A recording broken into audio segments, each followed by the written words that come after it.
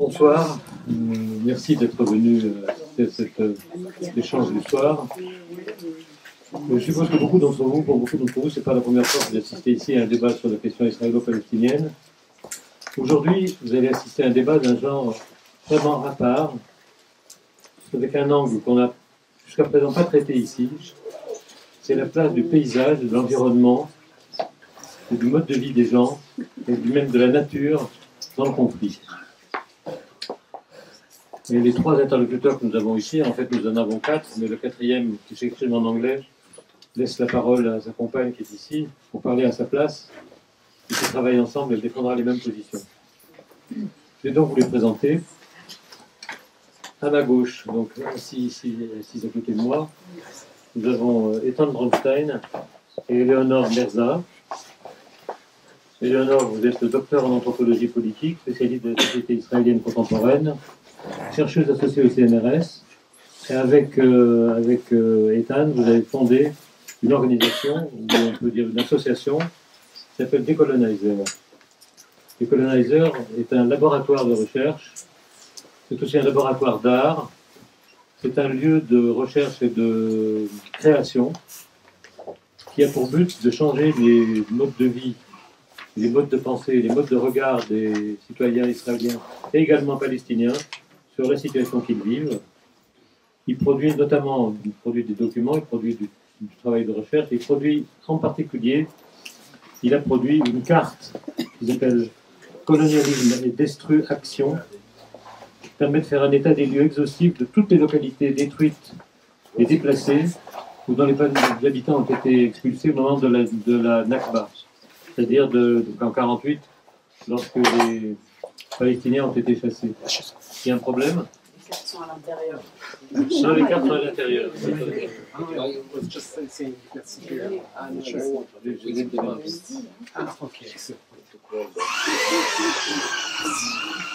C'est donc une approche qu'on n'a pas souvent l'occasion d'avoir, et c'est très important de l'avoir ici. À ma droite, deux autres personnes, donc Adèle Rebuot et Nadav Joffé. Alors, eux sont paysagistes tous les deux. Vous direz que ce que viennent faire des paysagistes dans un débat sur la question israélo-palestinienne, vous allez voir, c'est très important ce qu'ils viennent faire ici. Ils sont issus de l'école de paysage de Versailles. Ils ont mené en 2016 une étude sur ce qu'on appelle l'afforestation de la Palestine-Israël. L'afforestation, c'est-à-dire la plantation et la création de forêts comme arme de la colonisation. C'est pourquoi c'est très intéressant de les avoir maintenant, parce que nous découvrons que la nature israélienne, telle que nous la voyons aujourd'hui, n'est pas la nature israélienne telle qu'elle a été découverte par les Israéliens, les premiers Israéliens qui se sont installés. Cette nature a été fabriquée, en grande partie, notamment par l'implantation d'essences d'arbres qui n'existaient pas sur place jusqu'à ce moment-là, et qui ont totalement changé le visage du pays, mais qui signifie aussi une appropriation du pays par une catégorie de gens différente, par un mode de vie un peu différent. Donc, si vous voulez, je vais commencer par vous. Le mode de fonctionnement ici de ces réunions est le suivant. Vous parlez à peu près une vingtaine de minutes. Pas chacun, ensemble. Ensuite, vos camarades parleront aussi une vingtaine de minutes. Peut-être poserai une ou deux questions. Et ensuite, nous passerons les questions à l'Assemblée. Voilà. Je propose que vous nous fassiez le point sur votre travail et que vous nous expliquiez ce que vous avez fait. Voilà. Bonsoir. Tout d'abord, merci de nous donner l'opportunité de présenter cette étude réalisée en 2016. Avec Nadav, on travaille ensemble encore sur la question de l'aménagement en Israël du territoire. En ce moment, on travaille sur la mer Morte, par exemple. Voilà, c'est vraiment une question qui nous tient à cœur, celle de l'aménagement du territoire pour faire la guerre. Donc là, on va vous présenter plusieurs documents qu'on utilise dans notre travail de recherche. On se fonde beaucoup sur des études de terrain, donc on récolte des photographies, des observations, un travail de cartographie aussi qu'on réalise, et l'étude d'archives dans les archives sionistes ou du KKL en particulier qu'on a pu observer. Est-ce que ça fonctionne ? Voilà. Alors le point de départ de cette étude, c'était les feux de forêt qui ont eu lieu à partir de novembre 2016 autour de Haïfa. Les incendies se sont déclenchés puis se sont vite répandus dans tout le pays. Donc sur les 4000 hectares de forêt, 4000 hectares de forêt ont été ravagés sur la totalité boisée. Donc ça représente à peu près 2,5% de la surface nationale. Et 80 000 habitants ont été évacués. Donc il faut savoir que les feux de forêt à cette époque avaient lieu aussi au Liban ou en Syrie. Mais voilà, il y a eu un traitement un peu dramatique en Israël, comme en témoigne cette image tirée d'un journal télévisé. Donc tout de suite, on a observé une reprise politique. Le Likoud a tout de suite parlé d'une intifada des flammes. Naftali Bennett, qui a fondé le Foyer Juif, donc un parti d'extrême droite en Israël, affirme que seuls ceux à qui ce pays n'appartient pas sont capables de le brûler. Et Mahmoud Abbas, du coup, répond: le gouvernement israélien exploite le feu pour accuser les Palestiniens. Ce sont nos arbres et nos terres ancestrales qui brûlent. Donc, en fait, à travers ces différents commentaires, on retrouve finalement les thèmes récurrents du conflit israélo-palestinien, qui sont la diabolisation de l'autre, la menace constante et omniprésente, et surtout la tâche exclusive à la terre. Donc, on s'est rendu compte que finalement, autour des forêts se cristallisait vraiment tout le conflit. On s'est demandé pourquoi. Donc voilà, là on voit la frontière entre le Liban et Israël, donc la frontière actuelle, c'est une photo aérienne qui a été prise sur Bing. Et on est tout de suite frappé par un contraste très fort. Donc au nord, on a le Liban avec un territoire très aride, caillouteux, qui s'apparente plutôt à nos garrigues à nous. Et puis au sud, on a donc le territoire israélien qui est couvert d'une forêt très dense et de pins. Et on voit que ça s'arrête vraiment pile à la frontière. Et ça, c'est un phénomène que l'on observe de partout, en fait, sur toutes les frontières du pays. Donc, effectivement, ces forêts en Israël, elles ont été plantées à l'occasion de grands chantiers d'afforestation. Donc, l'afforestation, c'est le fait de planter une forêt, qui ont été portés par le mouvement sioniste. Donc, ici, on voit une affiche du KKL. Donc le KKL s'est créé en 1901 et c'est le bras aménageur du projet sioniste en Palestine. Donc KKL, ça veut dire Keren Keyemet le Israël, donc littéralement le fonds pour l'existence d'Israël. Et en fait, il récolte de l'argent de la communauté juive sur toute la planète. Donc là, sur l'affiche, on voit la petite boîte bleue donc, qui était placée dans les écoles et dans les lieux publics et qui permettait de faire des dons. Et grâce à ces dons, finalement, l'organisme œuvre pour l'établissement du peuple juif en Palestine, donc en achetant des terres et en les aménageant ensuite. Donc, du coup, on voit que le KKL ne s'occupe pas uniquement de la plantation de forêts, en fait, il s'occupe également de l'agriculture, de l'établissement du peuplement, donc la construction des villes, de la gestion des systèmes hydrauliques, donc l'installation de barrages, etc. Donc, en fait, finalement, on se rend compte qu'à travers l'étude de ces grands chantiers d'afforestation, le XXe siècle a vraiment vu naître une nouvelle forme de guerre qui a radicalement transformé le paysage en Palestine, celle de l'aménagement du territoire, et que le paysage est vraiment devenu un champ de bataille. Alors sur cette photo, on voit Ben Gurion en train de planter un arbre en 1951 et juste derrière lui, le monsieur à lunettes, c'est Joseph Weitz qui a été pendant une trentaine d'années le directeur du KKL. Donc on voit bien comment en fait le politique et le KKL sont liés dès le départ, comment voilà, il y a un parallèle très fort entre géopolitique et afforestation. Donc nous, on trouve qu'il y a vraiment deux grandes périodes qui ressortent pendant lesquelles l'impératif n'est pas le même pour le projet sioniste. Donc de la fin du 19e siècle jusqu'à la création de l'État en 1948. En fait, c'est surtout les logiques colonisatrices qui ressortent. Donc il s'agit d'occuper, de peupler et d'exploiter un territoire qui est étranger. Donc en fait, il s'agit vraiment de faire et de construire l'État. Donc moi, je vais vous en parler en premier temps. Et ensuite, Nadav va vous présenter ce qu'on observe plutôt à partir justement de la création de l'État jusqu'aux va dire, aux accords d'Oslo en 1993, les logiques militaires qui permettent de conforter et de renforcer l'État face en particulier à la menace des pays voisins. Donc en fait, c'est ces deux logiques colonisatrices et militaires, bien sûr, elles vont se combiner c'est pas juste chronologique. Donc voilà. Donc, hop, je passe. Ah. Donc ici, c'est donc Herzl, en voyage, lors de son premier voyage, enfin de son premier et unique voyage en Palestine en 1898, donc juste un an après le congrès de Bâle, qui marque la naissance du sionisme, dans un contexte d'éveil des nationalismes en Europe de l'Est. Et donc il cherche à ce moment-là à construire une nation, et la Palestine est envisagée, ainsi que à ce moment-là l'Argentine ou l'Ouganda. Mais donc voilà, là il voyage en Palestine, et en fait dès le départ, il écrit un an plus tard un ouvrage qui s'appelle l'Alte Neuland, et qui porte vraiment une vision, sa vision pour le territoire palestinien. Pour lui, le pays pourrait être un territoire avec des terres agricoles de partout, ultra fertiles, surexploitées, plein de richesses, produire beaucoup d'énergie sur place avec l'installation de barrages, etc. Donc, en fait, dès le départ, il y a un vrai projet colonial qui consiste à importer une vision et un modèle occidental sur un territoire. Donc, qui dit colonisation dit acquisition de terres. Donc, comme on le disait, le KKL, voilà, dès le départ, œuvre pour récolter et acquérir le plus de terres possible. Donc, à la fin du 19e siècle, il agit dans un contexte qui est particulier puisque c'est encore l'Empire ottoman. Donc, du coup, c'est le Code ottoman qui est en rigueur sur le territoire. Pour que les terres ne soient pas déclarées terres mortes et donc rendues au sultan, il faut qu'on montre qu'il y a bien une activité, une pratique sur ces terres. Donc, quand les terres ne sont pas agricoles, quand cultivées, voilà, quand ils les cultivent pas, en fait, ils plantent tout de suite des arbres pour bien manifester la présence et la possession dessus. Donc petit à petit, tous les dons de la diaspora vont financer les projets de plantation et la création de pépinières sur place.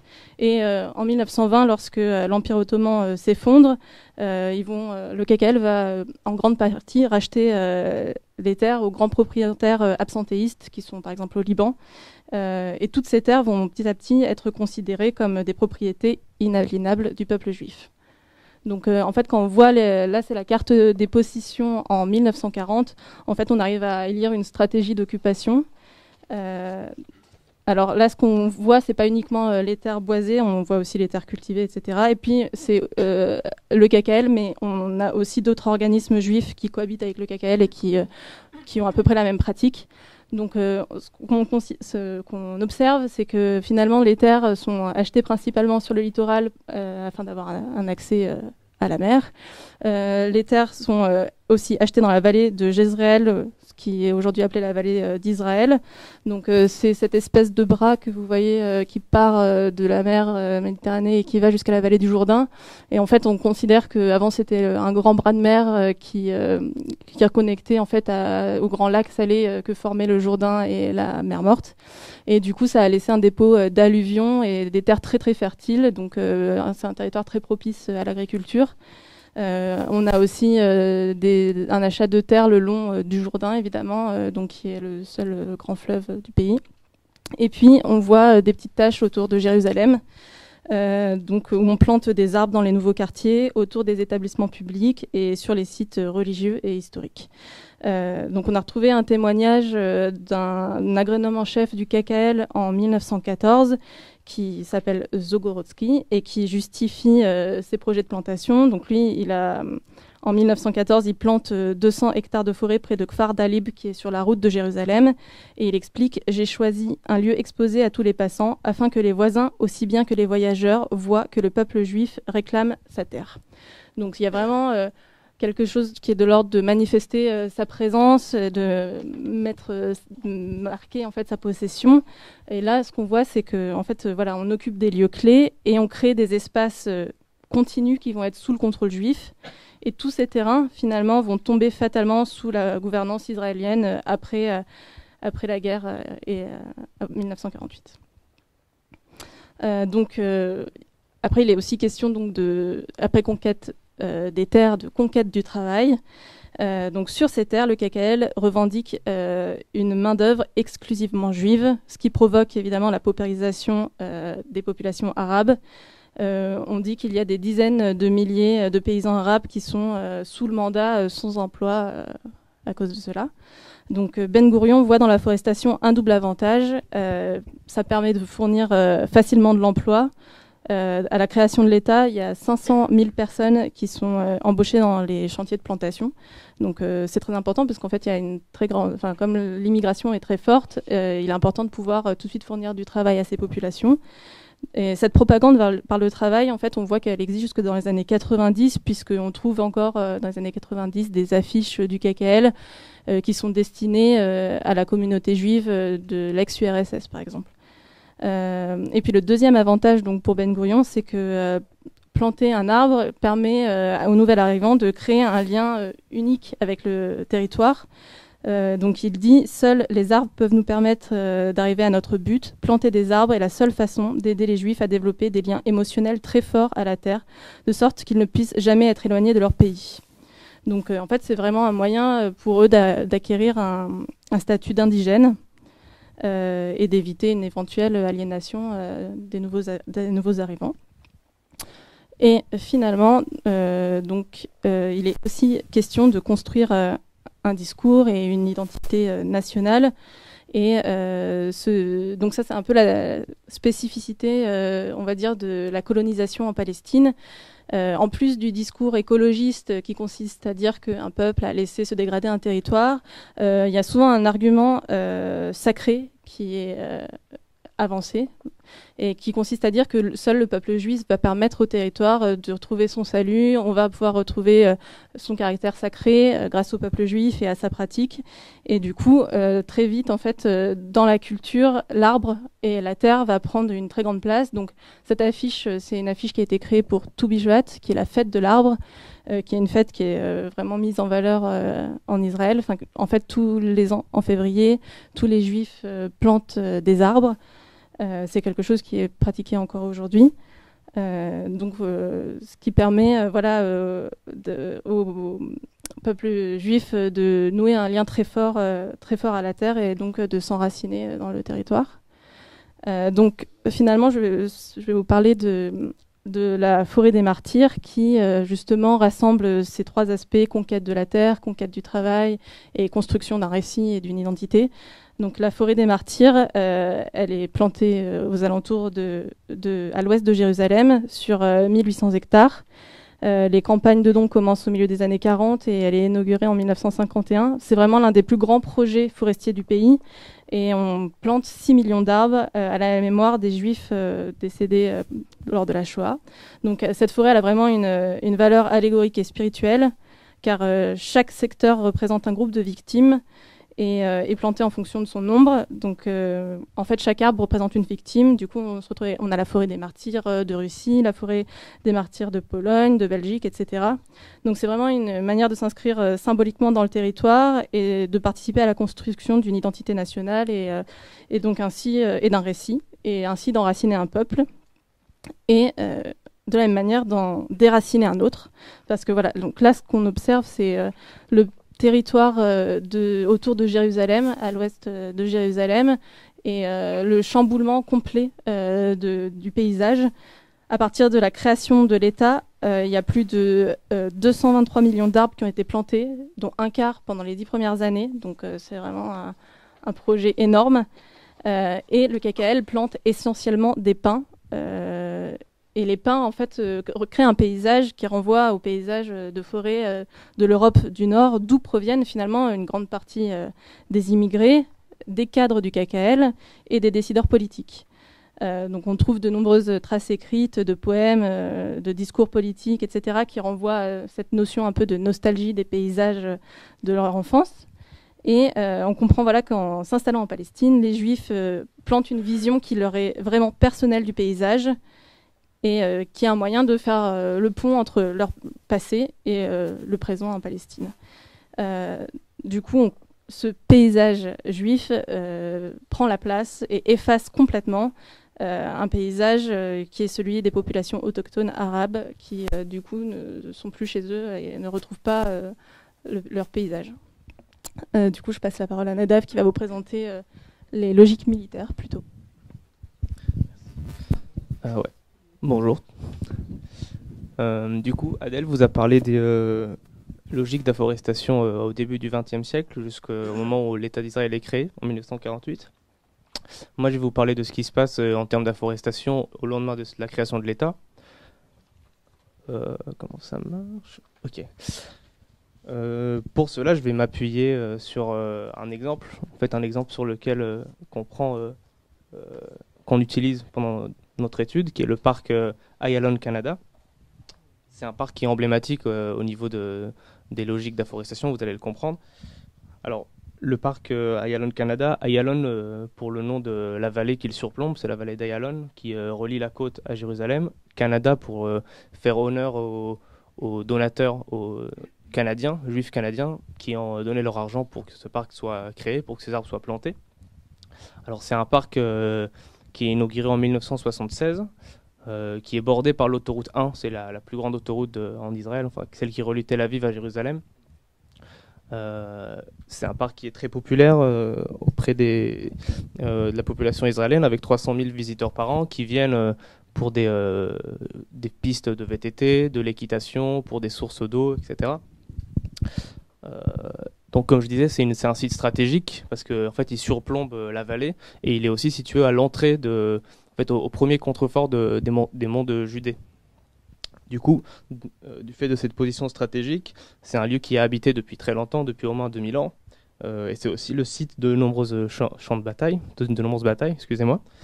Il est passé entre de nombreuses mains. Les Templiers ont construit un fort qui s'appelle la Troune, qui existe encore aujourd'hui, qui à l'époque s'appelait le Torrent des Chevaliers. Non, excusez-moi, je me suis trompé. Je vais revenir en arrière. Ce parc, en fait, fait parler de lui dans les années 90, parce qu'un scandale éclate suite à une enquête de Radio-Canada. Ah ouais, ok.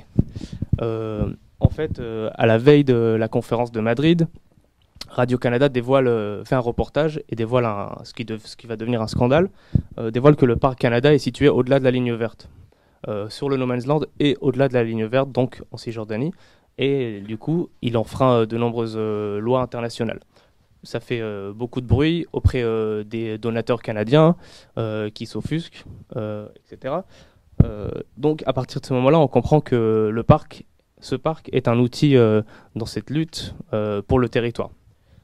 Donc, c'est pour ça que c'est un exemple qu'on va utiliser. Tout d'abord, avant de vous parler de ces logiques d'afforestation, je vais vous parler d'une essence qui est l'essence préférée du KKL, qui est le pin d'Alep. On le connaît dans le sud de la France. En Israël, on l'appelle pain de Jérusalem, littéralement. Par contre, il faut se méfier faut se méfier du nom parce que c'est une essence qui n'est pas du tout endémique à cette région endémique. Enfin, c'est pas une essence qui va pousser spontanément sur ce territoire. On dit qu'il vient plutôt du nord de la Méditerranée. Pourquoi cette essence et pas une autre? Pour ça, en fait, on s'est penché sur un livret qui a été écrit par Yosef Weitz, qui est directeur du KKL pendant plus de 30 ans, et qui vend tous les mérites de cette essence. Dans ce livret, il explique que c'est une essence qui a une croissance très très rapide. C'est un conifère en fait, qui est persistant, donc du coup, qui ne perd pas ses aiguilles. Il s'adapte à tous les milieux, à tous les types de sols. C'est vraiment une essence, une essence, on peut dire rustique, ou on peut même dire, certains disent agressive. En plus, à cause de ce feuillage qui est persistant, au niveau du sol, il n'y a aucune autre végétation qui peut prendre place. Puisqu'on a beaucoup d'ombre, on dit aussi que ces aiguilles acidifient le sol. Du coup, on comprend très vite que toute autre forme de végétation et donc d'agriculture est impossible avec ces monocultures de pin. Le pâturage est bien sûr impossible également. Donc ce que vous voyez là, c'est une de ces monocultures de pin qu'on trouve au Parc Canada. Vous voyez à quel point ils sont plantés de façon très très serrée justement. C'est le genre de densité qu'on retrouve normalement sur les exploitations de bois, pour du bois d'œuvre, mais en fait les arbres sont plantés à une telle densité pour qu'ils poussent droit, en fût, mais après on vient tailler pour que le bois s'épaississe. Là, on remarque qu'en fait ils sont juste plantés dans ces monts, point. Il n'y a pas de gestion derrière. Donc il y a une autre logique derrière. Donc on comprend que ces arbres-là, cette essence-là est juste l'essence parfaite pour les ambitions territoriales du projet sioniste. Les forêts, donc, là je vais vous expliquer rapidement les 3 grandes logiques des projets d'afforestation, qui en fait se résument à 3 actes, 3 actions: défendre, conquérir et effacer. Je vais revenir dessus rapidement. Tout d'abord, il faut comprendre que les forêts ont un lien très étroit avec l'armée en Israël, avec la défense. L'une des premières mesures à la création de l'État au sein de l'armée israélienne, Tsahal, est de créer une unité spécialisée dans la plantation d'arbres qui va planter des bosquets de sécurité qui ont pour vocation de camoufler des routes stratégiques ou des bases militaires, etc. Ce que vous voyez devant vous, c'est un livret du KKL datant de 1955, un livret qui est destiné à d'éventuels donateurs, qui sert une sorte de descriptif des forêts du KKL, à quoi servent les forêts, pourquoi c'est bon de planter des forêts, etc. Et on y trouve bien sûr on comprend que les forêts sont un outil pour la défense. C'est une des raisons pour lesquelles il faut planter, il faut donner de l'argent pour ça. Les forêts sont une barrière infranchissable, c'est quelque chose qu'on retrouve à l'intérieur. Donc, à partir de 1969, le KKL entame un grand projet qui est un projet d'afforestation le long de la ligne verte. Peut-être qu'il y a un petit pointeur là ici qu'on peut montrer. Voilà. Alors, ce que vous pouvez voir sur cette carte en vert, ce sont les boisements, et on peut voir qu'ils s'installent quand même en grande partie le long de la ligne verte, en quelque sorte pour épaissir la frontière, pour la rendre encore plus infranchissable en quelque sorte. Suite dans un entretien avec un entretien entre Irus Breverman, qui est ethnographe, et une inspectrice en chef du KKL, on comprend que justement cette plantation autour de la frontière rend la frontière moins franchissable, mais aussi elle permet d'identifier, de visualiser la frontière. C'est-à-dire que le moindre mouvement ou le moindre grignotage dans ces forêts, le moindre acte sur les frontières est visible, devient identifiable pour le KKL.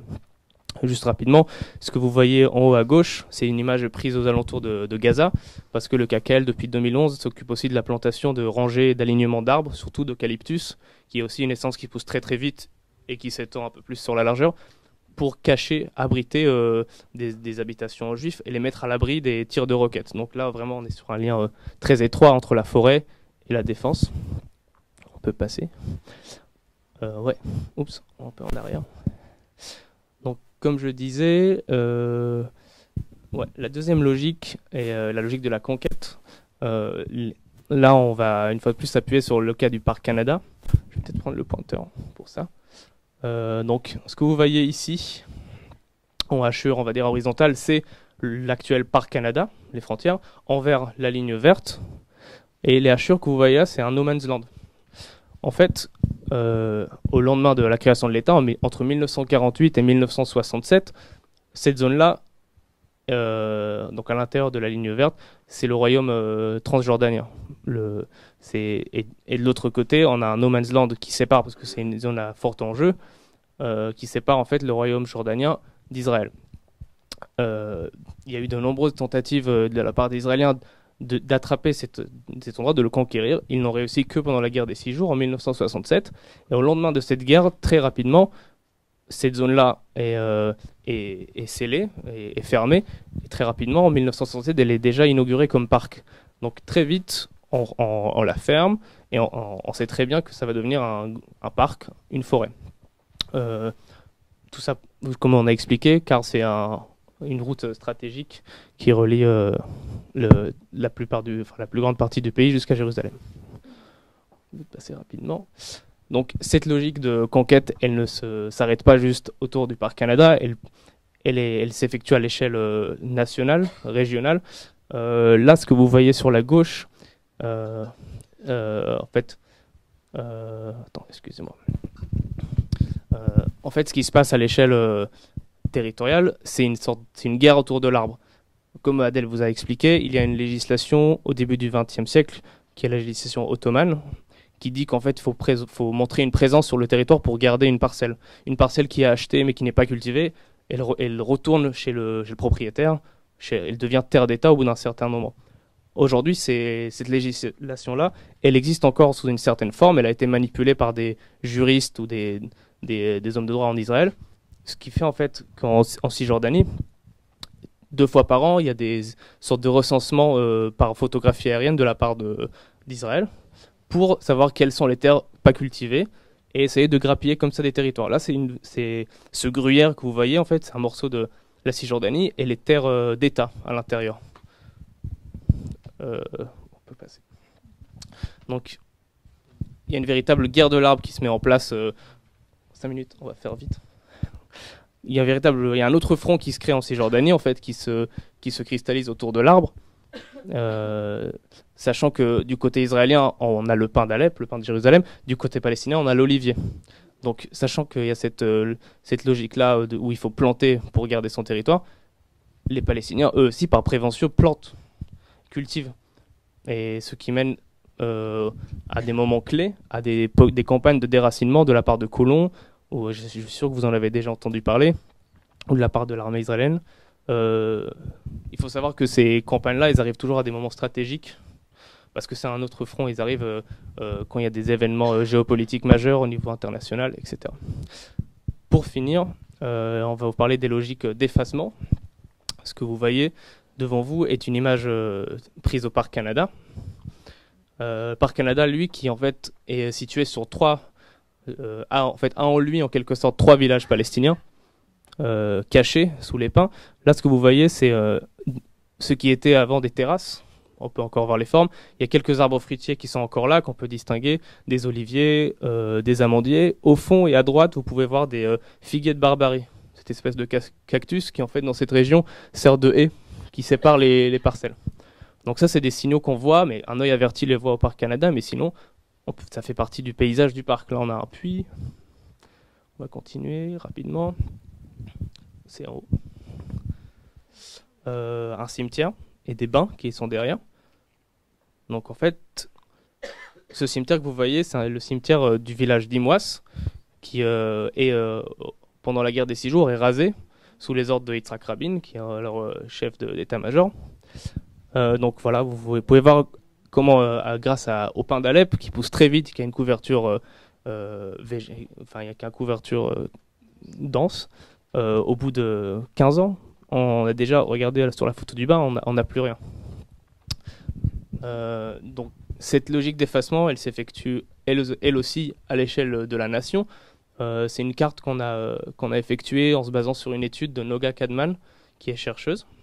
Et ce que vous voyez là en croix, ce sont des villages palestiniens, des anciens villages palestiniens situés dans des forêts ou dans des parcs. Donc sur les 418 villages palestiniens expulsés, détruits en 48 et en 67, la moitié environ, j'ai pas le chiffre exact mais c'est 180 et quelques, sont situés aujourd'hui sous des parcs. En plus, sur les 80 et quelques parcs du KKL, la moitié sont situés sous des parcs, sur des villages palestiniens. Excusez-moi. On va finir, je pense, rapidement. Alors, pour finir, lors de nos visites de terrain sur le Parc Canada, on s'est muni de 2 cartes. D'un côté, la carte officielle du KKL que vous avez sur la gauche, et sur la droite, la carte de Zochrot, dont je pense que vous connaissez. Voilà, oui, quand on va aller juste après. Il a fait cette carte. Oui, voilà, exactement. Et en fait, juste pour vous dire que voilà, il y a 2 récits qui s'affrontent dans le paysage israélien, deux mémoires, comme dirait Edouard Saïd, qui sont opposées l'une à l'autre. Et en fait, on le ressent dans le paysage.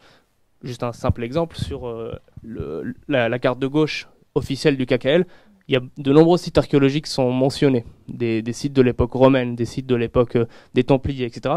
Mais le KKL omet de signaler les ruines des villages palestiniens. C'est pour ça que la carte de Zochrot offre une autre lecture du site et permet de voir justement ces villages. Pour finir, je pense...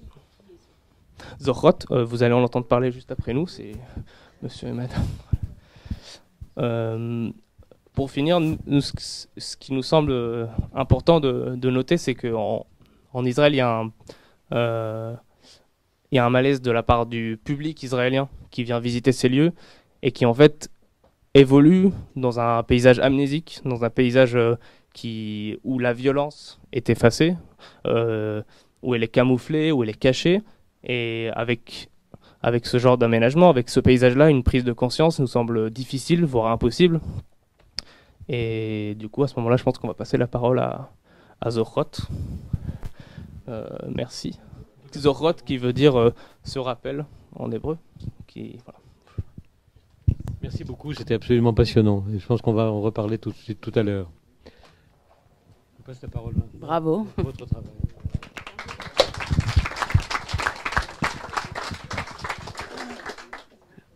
Merci et bravo. Alors juste deux petits points avant pour pas qu'il y ait de déçus. Nous ne sommes pas Zohrot. Nous ne sommes plus Zohrot. Zohrot a été fondé par Eitan qui est là il y a 15 ans. Nous avons quitté les activités de Zohrot il y a 3 ans pour fonder Decolonizer, mais vous verrez que Decolonizer et Zohrot sont des cousines pas très éloignées. Moi, je vais vous présenter le travail donc, de Decolonizer, parce que nous pensons qu'il est possible de remettre en cause cette construction narrative, et notre travail, il est justement de décoloniser notre propre identité collective, notre propre identité collective israélienne, notre propre identité collective d'occupants. Alors vous allez voir que moi j'utilise un vocabulaire qui est militant, c'est un choix qui est assumé par Decolonizer. Nous sommes un tout petit centre de recherche alternatif. Nous sommes basés bon, alors, vous avez déjà pratiquement la fin. Nous avons un tout petit centre de recherche basé à Tel Aviv, et notre objectif est de mettre en lumière la nature coloniale du régime israélien. Alors à ce titre-là, on travaille sur plusieurs épisodes de ce projet colonial, plusieurs conséquences de ce projet colonial, dont la Nakba, qui est à notre sens l'épisode le plus violent, le pic de ce projet colonial. Donc Nakba, c'est un mot en arabe qui signifie catastrophe et qui désigne l'expulsion. Alors les chiffres sont en bataille, mais nous on s'est arrêté sur le chiffre de 750 000 Palestiniennes et Palestiniens expulsés en 1948, et la destruction, là aussi les chiffres sont de 615 localités palestiniennes, mais je vais revenir dessus, notamment avec la carte que je vais vous décrire dans un second temps. Alors, on est un petit centre de recherche. Moi, je suis anthropologue du politique. Eitan est anthropologue aussi. Et c'est pas la rencontre entre un militant et une anthropologue. C'est vraiment essayer de faire ce qu'on appelle de la recherche-action. Pour nous, ça a du sens d'avoir aussi un agenda politique qui est sur la table. Nous ne nous cachons pas d'avoir un agenda politique qui est tout à fait visible dans toutes nos publications. C'est aussi important parce que nous menons nos recherches aussi par une posture de militants anticolonialistes ou décoloniaux. On pourra aussi revenir sur ce que signifient ces mots, pourquoi on s'appelle decolonizer et pas anti-colonizer. Ça a une importance. On ne pense pas être une espèce d'avant-garde éclairée qui avons tout compris et qui allons expliquer aux gens quelle est la voie à suivre. On pense être une partie du problème. Nous aussi, en tant qu'organisation juive blanche, la question de la blanchité, c'est quelque chose qui est important aussi dans le cadre du projet colonial et d'une organisation basée à Tel Aviv. Alors, à ce titre de militants anticoloniaux, nous pensons que les Palestiniennes et les Palestiniens ne nous ont pas attendus pour connaître leur histoire, pour connaître leur Nakba, leur catastrophe, pour connaître leur expulsion, et surtout pour la restituer, pour récupérer des témoignages et vous en faire en fait une restitution, parce que l'importance du public international, on reviendra dessus, est primordiale dans ce qui nous occupe. Donc on s'est dit quelle peut être notre position à nous, juifs.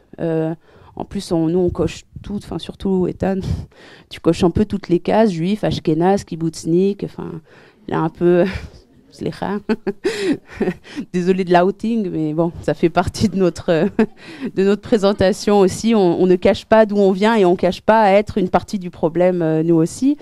Ouais, on est en famille. Et donc on s'est dit quelle pouvait être notre position, et on est arrivé à la conclusion qu'on pouvait avoir qu'une position très modeste et un peu sur le côté, qui est une position d'allié politique en fait. Donc que font des alliés politiques? C'est d'abord, ils reconnaissent leurs privilèges et puis ils s'éduquent, parce que c'est pas à l'opprimé d'éduquer son oppresseur, c'est au colon, à l'occupant de faire sa propre éducation. Donc il y a un gros travail d'éducation qui est fait.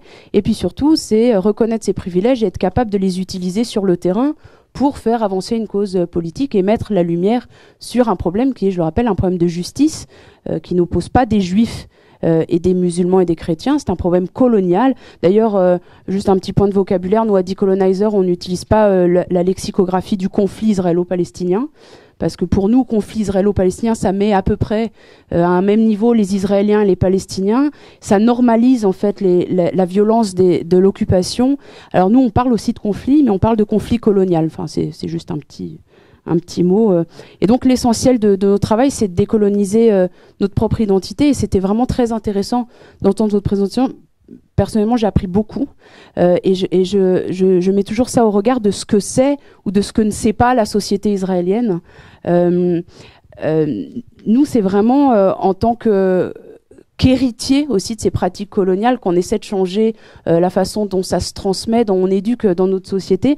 D'abord, on est des héritiers de cette pratique sioniste parce que c'est un projet colonial qui est fait en notre nom, au nom en tant que juif, c'est en notre nom que ce projet colonial est mené. Je dis souvent que vous trouverez parmi les juifs les anti-sionistes les plus convaincus, parce que ça, c'est une offense qui est faite à notre histoire, qui est faite à mon corps juif. Cette façon dont un projet colonial est utilisé pour opprimer une population. Et surtout, on est des héritiers de pratiques coloniales. En fait, la cartographie elle-même, la pratique de signage, c'est aussi déjà une pratique coloniale. Alors, on utilise une pratique coloniale pour décoloniser les pratiques coloniales. Alors, ça semble un petit peu confus pour l'instant, mais j'y reviens. La signalétique, mettre des panneaux qui indiquent, nommer les endroits, c'est une pratique éminemment coloniale qui dénote une volonté de contrôle de l'espace. Ça rend physiquement la possibilité de voir la souveraineté du maître des territoires. D'ailleurs, les villages palestiniens n'avaient pas besoin d'être nommés. Il n'y avait pas de panneau à l'entrée des villages qui disaient vous êtes à Imoaz, vous êtes à Yalou, vous êtes à Beit Nouba, qui sont les 3 villages sur lesquels le parc Canada que vous venez de mentionner ont été construits, parce que ces villages étaient naturels aux Palestiniens. La dimension du projet colonial dans cette dénomination, c'est qu'il a fallu rendre aisée la navigation du colon dans cet espace qu'il venait de coloniser et qui lui était très étranger. Il a fallu que nous trouvions des moyens d'y naviguer plus simplement. Contrairement non, pardon. On est donc des héritiers à plusieurs niveaux de ça, puisque dès Ben Gourion matérialise déjà, enfin on va matérialiser l'idée de Ben Gourion, qui est de créer une reconnexion, de repenser une connexion à la terre, qui en fait n'est évidemment pas évidente avant la construction de l'État d'Israël et encore moins avant la Seconde Guerre mondiale. On a perdu 6 millions d'entre nous qui ont pas été juste tués, enfin qui ont été assassinés. Et donc la Shoah, c'est l'acte traumatique fondateur qui va aussi convaincre les Juifs du projet sioniste. Avant la Seconde Guerre mondiale, la très grande majorité des Juifs ne sont pas sionistes, ils ne croient pas au projet sioniste. Il va y avoir évidemment par plein de chemins politiques, une très forte reconnaissance dans ce projet après 1945. Et pour reconnecter cette identité juive à la terre, il a fallu construire une nouvelle identité, puisqu'il a fallu que les colons, les occupants, se trouvent un ciment, trouvent quelque chose qui va lier cette nouvelle identité en construction, je le rappelle, puisque alors, toutes les identités collectives, toutes les nations sont des fabrications artificielles, mais là on a un exemple assez court dans le temps. On a 70 ans qu'on peut étudier de façon assez claire. Alors c'est en tant que héritier de ces pratiques coloniales, en tant que colons nous-mêmes, que naturellement une très grande partie de nos activités s'est tournée vers des contre-pratiques de l'espace colonial. Ça veut dire qu'on travaille énormément sur la cartographie. La carte que vous avez vue était déjà un premier projet. Ça fait plus de 15 ans qu'Ethan travaille. Il a commencé à travailler avec Zohot. Zohot, ça veut dire « elles se souviennent ». C'est la forme féminisée du verbe « se souvenir ». Se souviennent de la Nakba, qui est une association dont le projet, l'objectif était de sensibiliser la société israélienne à ce tabou, à ce déni de l'histoire, puisque à ce titre-là, Israël n'est pas bien différent d'autres puissances coloniales. Israël n'aime pas regarder les pages sombres de son histoire coloniale. Israël admet à peine qu'elle a une histoire coloniale, et c'est un peu comme en France. Hein, je crois que vous n'êtes pas encore très au clair avec votre histoire coloniale en Algérie. Donc Israël, à ce titre-là, n'est pas bien différent. C'est une autre forme de colonialisme, et chaque colonialisme a des aspects intéressants, mais c'est important de le mentionner. Alors, donc, c'est une activité qui se tourne essentiellement vers la pratique d'une nouvelle cartographie et vers la pratique de ce qu'on appelle des tours alternatifs, et notamment ce qu'on appelle les tours de la Nakba. Nous habitons à Tel Aviv, et Tel Aviv, c'est en plus un marketing très intéressant. Vous le savez parce que je vois dans la salle des figures militantes que je connais depuis longtemps. Donc je sais que vous connaissez le sujet. Tel Aviv est marketé en ce moment comme étant différent. Alors il y a Israël et puis il y a Tel Aviv. Tel Aviv serait une bulle progressiste. Et donc Tel Aviv est une ville libérale, blanche, open-minded, une capitale LGBTIQ+, enfin vraiment tout un tas de et qui alors comme tous les fantasmes, comme toutes les constructions narratives reposent aussi sur des choses réelles. Tel Aviv est effectivement une ville qui est très ouverte aux minorités LGBTIQ+. Alors après, il y a tout ce qu'on appelle le pinkwashing, c'est-à-dire je sais jamais comment laver en rose, enfin rosifier, repeindre en rose, c'est-à-dire c'est la façon dont l'État d'Israël, dès sa création, mais avant même dans l'Yishuv, c'est-à-dire la présence juive en Palestine, a eu une politique des minorités différenciée. C'est-à-dire accorder des droits à certaines minorités pour en dénier des droits élémentaires à d'autres minorités. Et in fine, ce qu'il y a derrière, c'est évidemment affaiblir et dénier le droit des Palestiniens. Alors, un des tours qu'on fait, qui est vraiment peut-être le plus emblématique, on fait des tours au Parc Canada, on fait des tours à l'IFTA, on fait des tours... Mais pour moi, un des tours les plus emblématiques, c'est le tour qu'on fait à Tel Aviv. Parce que Tel Aviv construise donc comme cette ville libérale blanche où tout le monde est pour la paix, hein, tout le monde est de gauche, tout le monde est pour la paix, ce qui est évidemment un mensonge, hein, vous aurez compris avec le ton que j'utilise. Et en fait, Tel Aviv, la pratique de decolonizer, elle vient un peu questionner aussi les pratiques militantes en France, puisque Tel Aviv étant considéré comme pas Israël, cet endroit libéral, vous les militants, vous ne vous laissez pas prendre par ça, donc vous ne visitez pas Tel Aviv en général. Et donc du coup, de façon inconsciente, pas sans vouloir, vous appropriez aussi la narration israélienne qui est faite de Tel Aviv comme une ville blanche que vous ne venez pas questionner puisque vous ne visitez pas Tel Aviv. Alors je le dis avec une pointe quand même d'émotion parce que encore une fois, je vois dans la salle, il y a des gens qui sont venus nous voir et qui ont fait ces tours à Tel Aviv. Et avec Decolonizer, ce qu'on essaie de proposer, c'est une autre porte d'entrée dans Tel Aviv, parce que Tel Aviv n'est pas sorti du sable. En fait, si. Tel Aviv est au début sorti du sable, constitué par un groupe d'habitants juifs de Jaffa qui ont décidé de vivre à l'écart des autres populations de Jaffa et qui ont acheté des terrains un peu en dehors de la partie habitée de Jaffa.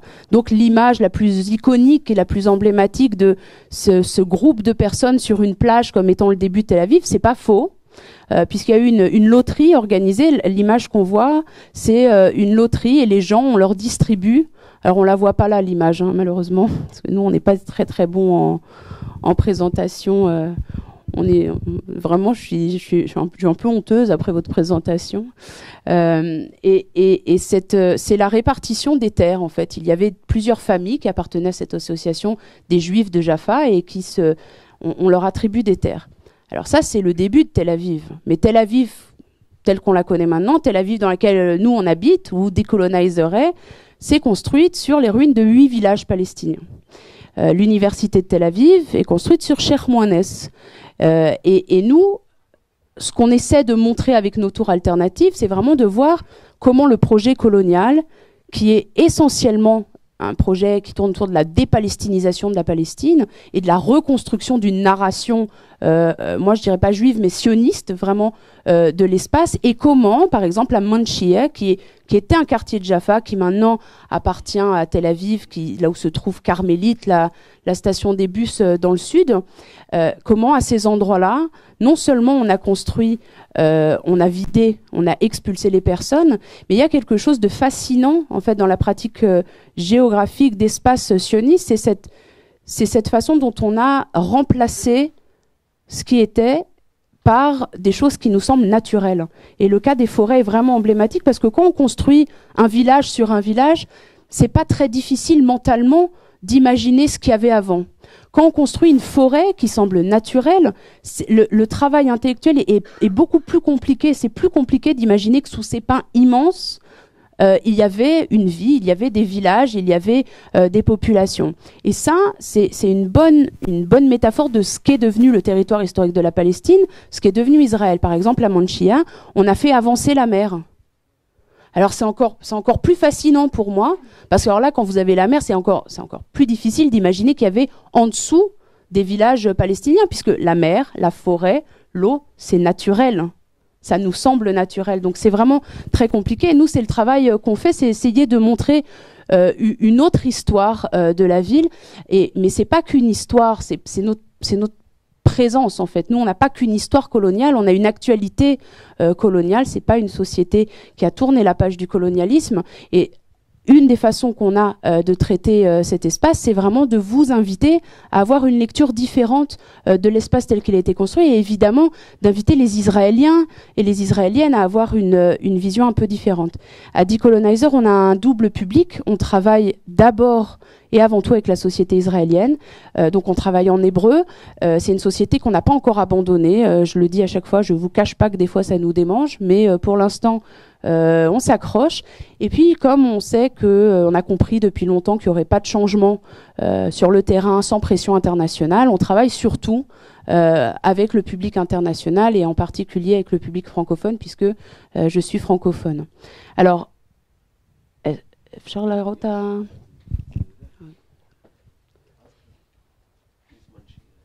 Ça, c'est Manchie, la mosquée Hassan Bek, qui existe toujours, qui est sur le... Ah, d'accord.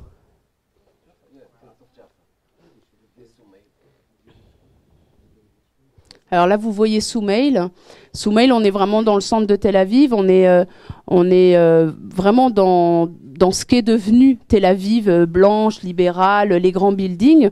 Et alors, ce qui est intéressant, et une partie qui est aussi méconnue de l'histoire de Tel Aviv, c'est la façon, parce que le colonialisme a plusieurs têtes. Le colonialisme a une liste de victimes qui est longue comme deux bras. Alors évidemment, les victimes principales du projet colonial sont les Palestiniens et aussi les Syriens, mais il y a aussi une partie de la population juive israélienne qui est victime de ce colonialisme, et cette image est assez peut vous indiquer quelque chose sur la nature de ce projet colonial. 1948, pendant la Nakba, les villages palestiniens, les 8 villages dont je vous parle, là sous Tel Aviv, ont été vidés. On a expulsé les populations et on y a mis des gens dedans. On y a mis des juifs mizrahim, c'est-à-dire des juifs des pays arabes, des juifs orientaux, à qui on a donné l'ordre, nous on a interviewé des gens qui y habitent, on leur a donné l'ordre de garder les murs pour pas que les Palestiniens puissent revenir. Et là, on est dans une utilisation des populations les plus précarisées de la société israélienne. Et Tel Aviv, c'est comme Paris, la gentrification bat son plein, les terrains coûtent un rein, et il n'y a plus de place pour ces juifs arabes qui sont encore un peu trop arabes pour avoir leur place vraiment dans la ville blanche. Et donc, on les expulse pour pouvoir construire des maisons. Et pour nous, évidemment, il ne s'agit pas de mettre au même niveau que les populations palestiniennes, mais ces populations qui ont été aussi utilisées quand elles servent l'État et qu'on jette, quand elles ne servent plus le projet colonial, sont aussi, quelque part, des victimes de ce projet colonial. Alors peut-être... Ah oui, non, pardon, chaque fois je te regarde, mais pardon, c'est là. Par là, merci. Alors vous voyez Ethan conduire un tour, donc ça c'est aussi dans Soumeil, et c'est un groupe de jeunes femmes françaises. Et alors voilà, je vais juste finir sur le tour avec cette image qui dit beaucoup, parce qu'en fait, faire ces tours, c'est pas uniquement faire un voyage dans les fantômes de la Nakba, c'est aussi faire vraiment un voyage dans ce qu'est la société israélienne, et parfois la société israélienne peut être surprenante. Et donc au détour, dans l'hypercentre de Tel Aviv, on voit ce tag, alors peut-être que quelqu'un lit l'hébreu parmi vous. Bien, libéré à Het Tamim. Et ça, alors, le groupe était hyper ému de voir ça dans le centre de Tel Aviv. C'est pas nous qui l'avons fait. On aurait pu être les auteurs, mais c'est pas nous. Et ça montre aussi une vision un peu différente de la société israélienne et des stratégies de résistance qu'il y a aussi dans la société israélienne.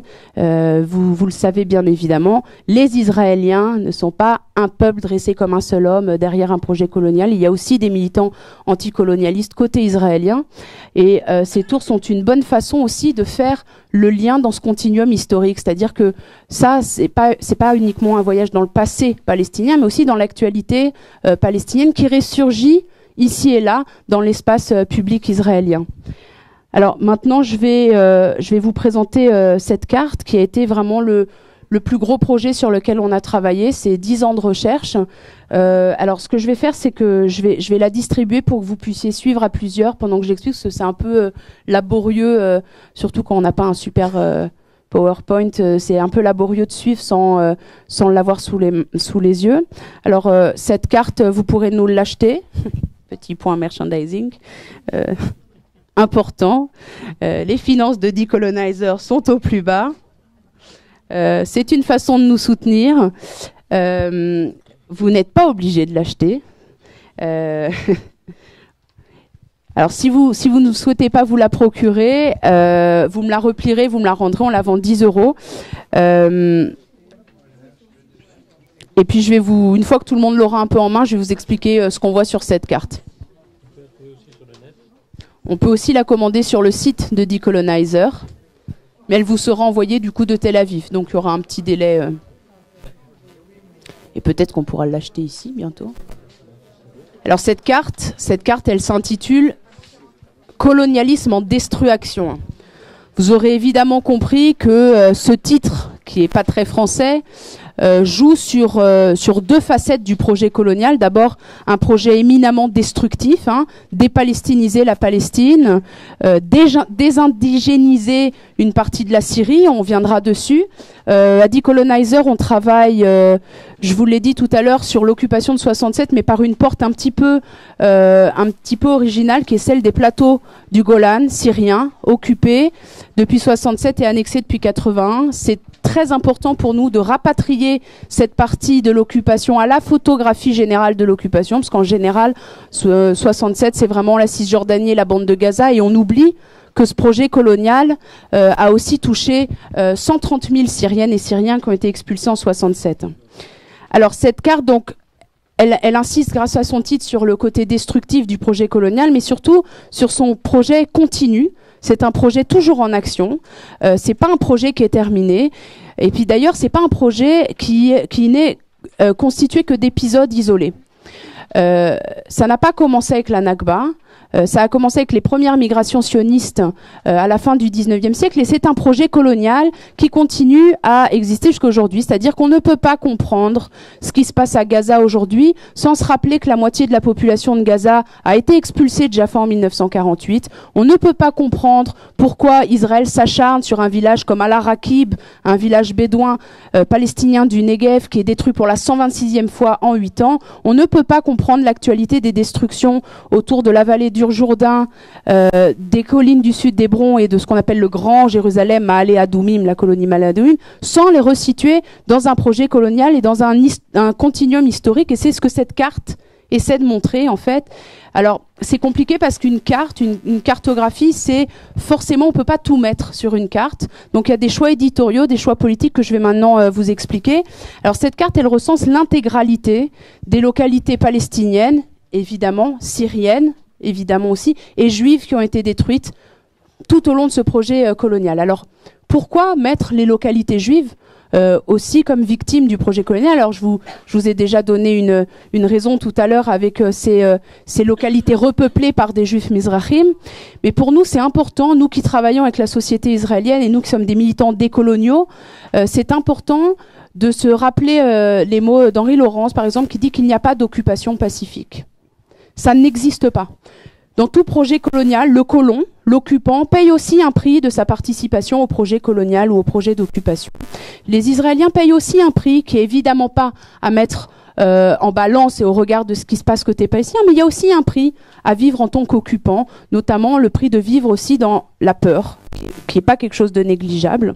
Et donc cette carte, elle reprend aussi ces localités juives qui ont été détruites dans le cadre du projet colonial. C'est important pour nous de montrer aux Israéliens qu'ils ont aussi un intérêt au processus décolonial, qu'ils ont aussi un intérêt à la justice et à la paix. Inch'Allah, un jour, on n'y est pas, on en est très loin. Mais il y a aussi un intérêt de notre côté. La militance n'est pas qu'altruiste, et tout le monde le sait. C'est évidemment un travail de justice qui doit être fait pour le peuple palestinien, mais il y a aussi dans ce projet avec la société israélienne une dimension importante d'expliquer pourquoi c'est important pour nous de nous débarrasser de cette identité d'occupant, de se débarrasser de notre identité coloniale. D'ailleurs, on fait un travail très important à Decolonizer sur la distinction entre judaïsme et sionisme. Alors moi, en plus, c'est une histoire qui est facile pour moi, parce que moi, j'ai une mère juive algéro-alsacienne non sioniste, et un père musulman du Golan, justement, expulsé en 67. Donc pour moi, j'ai grandi avec ces identités pour lesquelles judaïsme et sionisme n'ont jamais eu rien à voir. Donc ça n'a pas été très difficile pour moi de m'en défaire, mais c'est pas le cas de beaucoup d'Israéliennes et d'Israéliens. Alors cette carte, ce que vous voyez en gris sur cette carte, le fond en fait cartographique, c'est à contre-pied des normes de cartographie classique, c'est ce qui existe aujourd'hui. Le fond, c'est ce qui existe aujourd'hui. Et ce qui est en couleur, ce qui ressort en couleur, c'est les localités qui n'existent plus. Parce que notre travail à Decolonizer, il est de rendre visible ce qui a été invisibilisé. Alors le choix politique, le choix éditorial qu'on a fait a été non pas de séparer ces villages par catégorie ethnique ou religieuse, mais de les séparer par strate historique du projet colonial. Donc apparaissent en bleu toutes les localités qui ont été détruites avant 1948, avant l'établissement de l'État d'Israël. Alors avant 1948, il y a 57 localités palestiniennes qui vont être détruites. Alors vous en avez déjà parlé un petit peu pendant votre présentation, parce qu'effectivement, comment on détruit des localités quand on n'a pas encore Israël? On n'est pas dans la Nakba avec des expulsions mani militari, on est dans l'achat de terres par l'agence juive qui va être en charge de l'achat des terres en Palestine historique, avec, vous l'avez aussi déjà dit tout à l'heure, une volonté pour la première fois par des migrants venus d'Europe, parce que je le rappelle, le sionisme c'est un projet colonial blanc européen qui a été pensé par des Européens, qui s'est nourri d'autres projets coloniaux blancs européens et qu'ils ont importé avec succès, exporté, pardon, avec succès au Proche-Orient. D'ailleurs, quand on lit les écrits sionistes révisionnistes, on y retrouve beaucoup de cette imagerie d'importer une petite forteresse européenne, alors par le choix, y compris par le choix des arbres qui y sont plantés, une petite forteresse européenne dans ce monde de sauvages. Parce que c'est ça l'idée quand même qu'il y a derrière un projet colonial en général. Alors, absolument, dans les écrits de Jabotinsky et du courant qu'on appelle le sionisme révisionnisme. Alors, ces localités palestiniennes, ces 57 localités palestiniennes, elles vont être achetées. Alors, c'est un peu une distorsion de l'esprit, c'est un peu compliqué avec le point de vue contemporain, parce que si vous achetez ma maison, vous pouvez légitimement vouloir y habiter sans que j'y sois. Ça semble logique avec notre façon contemporaine de regarder le droit de propriété, mais là on est dans l'acquisition de terres qui sont encore régies par le droit ottoman. Et le droit foncier ottoman, ce qui se passe avant, c'est qu'on achète des terres, mais ça ne veut pas dire qu'on expulse les paysans qui travaillent ces terres, les travailleurs qui travaillent cette terre. Et là, pour la première fois, on a des gens venus d'Europe, venus en Palestine, qui décident d'acheter des terres pour notre seul usage et qui en expulsent les populations indigènes. Et vous l'avez dit encore, vous l'avez dit aussi, puis c'est très prégnant dans les écrits de Ben Gourion. D'ailleurs, à chaque fois, je me dis que je devrais pas le dire, mais si vous avez du temps, je vous conseille vraiment de lire les journaux de Ben Gourion. C'est fascinant et vous y apprendrez beaucoup de choses sur ce que signifie le projet colonial sioniste. Et donc, il écrit à quel point c'est important que la terre soit travaillée, habités et aussi protégés uniquement par des juifs, qui reprend une rhétorique sioniste qui est très importante, qui est le monde est antisémite, tout le monde nous déteste et nous ne pouvons compter que sur nous-mêmes. Et ça, c'est quelque chose qu'on va trouver dans ces achats de terre. Donc 57 localités palestiniennes vont disparaître, ne vont plus être palestiniennes avant 1948. Il va y avoir aussi 18 localités juives qui vont être détruites avant 1948. Et alors je le redis, c'est un point très important pour nous de les faire figurer. La présence juive en Palestine, elle est historique. Elle est bien antérieure à l'arrivée des migrants sionistes d'Europe. Les populations juives palestiniennes, ou palestiniennes juives, parce qu'elles étaient aussi palestiniens, vivaient en relatif bon entendement avec leurs voisins. Alors, pas d'angélisme, il ne s'agit pas de dire que tout allait parfaitement bien et qu'en 48 tout a arrêté d'aller bien, mais il y avait un vivre ensemble, il y avait une cohabitation qui existait. Et ce qui est venu détruire le sionisme, c'est aussi les relations entre les personnes, puisque ces villages ont été détruits dans les vagues notamment de ce qu'on appelle les émeutes de 36 et de 39. Ces villages, parfois, étaient habités par des juifs venus d'Europe quelques années ou quelques dizaines d'années avant, mais certains étaient habités par des juifs depuis très très longtemps. Et il va y avoir aussi, le projet colonial va commencer à essentialiser tous les juifs. Donc des juifs qui ne sont pas sionistes vont aussi payer un prix de leur appartenance, on va dire, au judaïsme. Cette carte, elle montre aussi, toujours dans la catégorie des destructions avant 48, elle marque 48 couples de villages, alors palestiniens et juifs, pour le dire grossièrement, parce que je pense que les juifs étaient des palestiniens aussi, mais pour vous donner une image. Et ces 48 couples, c'est des flèches avec deux pointes, et elle relie 48 couples de villages qui s'étaient promis, qui avaient contracté des accords de non-agression. Sentant les nationalismes commencer à bouleverser la terre, ils se sont promis de ne pas s'agresser. Alors, on trouve des villages qui avaient des relations de bon voisinage, qui s'entendaient bien. Je l'ai dit, on n'est pas que altruisme et amour. Il y avait aussi des relations économiques qu'il fallait défendre entre plusieurs villages. Et évidemment, ces accords vont voler complètement en éclats, puisque le degré de bonnes relations ne va avoir aucune incidence sur la destruction des localités palestiniennes. En rouge, les destructions de la Nakba, l'épisode principal, le plus violent, l'épisode majeur du projet colonial. Donc c'est 615 localités qui sont détruites, c'est 750 000 Palestiniennes et Palestiniens qui sont expulsés et qui sont pas partis d'eux-mêmes, parce que c'est ça qu'on continue à apprendre en Israël. Israël est comme tout État-nation bâti sur une série de mythes constitutifs. Alors un des mythes qui était très développé, c'était de dire qu'on est arrivé, il y avait rien. Alors ça tient quand même plus beaucoup la route. C'est quand même un peu compliqué maintenant de dire ça. Par contre, le mythe qui continue à être très fort, c'est celui du départ volontaire. Donc l'histoire est pas très compliquée, 47, plan de partition, les Arabes n'en ont pas voulu, on a fait la guerre, on a gagné, dommage. Voilà, vous savez, comme c'est une histoire résumée de la façon dont on nous enseigne. D'ailleurs, 48, c'est pas la Nakba, c'est l'indépendance, c'est le renouveau, c'est notre libération. Alors par un souci scientifique, de rigueur scientifique, c'était important pour nous, dans cette catégorie des 615 localités palestiniennes, de faire des sous-catégories en fonction de la taille des villages. Parce que c'est pas exactement la même chose de détruire un hameau de 3 fermes que de vider Jaffa de sa population palestinienne, ce qui encore une fois n'enlève rien au traumatisme ressenti par les individus, bien évidemment. Je me dépêche. Ah, alors j'en ai plus pour 5 minutes. Allez, 4. Alors, en vert, la dernière catégorie, puis c'est vraiment la fin, donc ça tombe bien, ce sont les destructions de 67 à nos jours, et en fait c'est même un peu plus dans le futur, mais c'était pas très élégant comme titre. Alors, elle reprend cette carte les 195 localités syriennes du plateau du Golan, donc on est au nord, au-dessus du lac de Tibériade. C'est 130 000 Syriennes et Syriens qui ont été déplacés. Quand on en parle aux Israéliens, on s'est rendu compte que les Israéliens ne savaient rien sur le Golan, comme ils ne savaient rien sur la Nakba il y a 15 ans. Maintenant, c'est plus la même chose. Ils savent des choses sur la Nakba, parce qu'il y a eu 15 ans de travail politique dans la société israélienne. Et quand on interroge les Israéliens, ils disent « Ah ben oui, mais dans le Golan, il y avait des bases militaires. C'est ça qu'on a expulsé. Donc c'est pas si grave finalement. c'est pas si grave d'expulser les bases militaires. Il y a aussi 11 villages palestiniens qui ont été détruits. Alors 11, c'est un chiffre qui paraît bien bas, mais qui s'explique par deux raisons. D'abord pour... alors attention, vous êtes bien assis, je vais citer Moshe Dayan.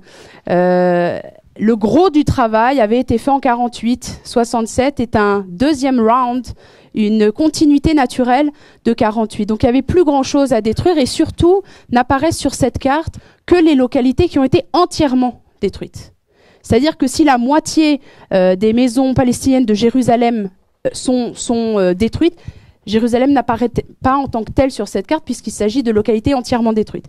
Et là, avec la catégorie suivante, c'est avec cette catégorie que cet objet, cette carte, arrête d'être uniquement un objet historique, un objet pédagogique pour devenir ce qu'on appelle, dans le langage des ONG, un outil de plaidoyer, c'est-à-dire un outil pour convaincre, pour mettre la pression sur vos élus, sur vos maires, sur votre université, pour voir un peu ce qui se passe. Et elle reprend les 70 localités palestiniennes menacées de destruction. Ces chiffres, ce sont des chiffres qui nous ont été fournis par nos collègues de l'organisation B'Tselem, qui fait un travail remarquable sur la colonisation côté 67. Nous, on pense qu'il y a un travail aussi important à faire, colonisation 48, mais peut-être on pourra en parler dans les questions. Et enfin, dernière catégorie, ce sont les localités, ce qu'on appelle les localités non reconnues, les villages non reconnus, qui sont essentiellement palestiniennes bédouines dans le sud du Negev, mais pas que. Et être un village non reconnu en Israël, ça veut dire pas de raccordement à l'eau potable, pas d'électricité, évidemment pas de transport ni de tissu éducatif. Et pour nous, c'est un état de destruction permanente. Donc c'était important de rapatrier aussi ces populations aux victimes du projet colonial. Et j'ai fini. Merci beaucoup.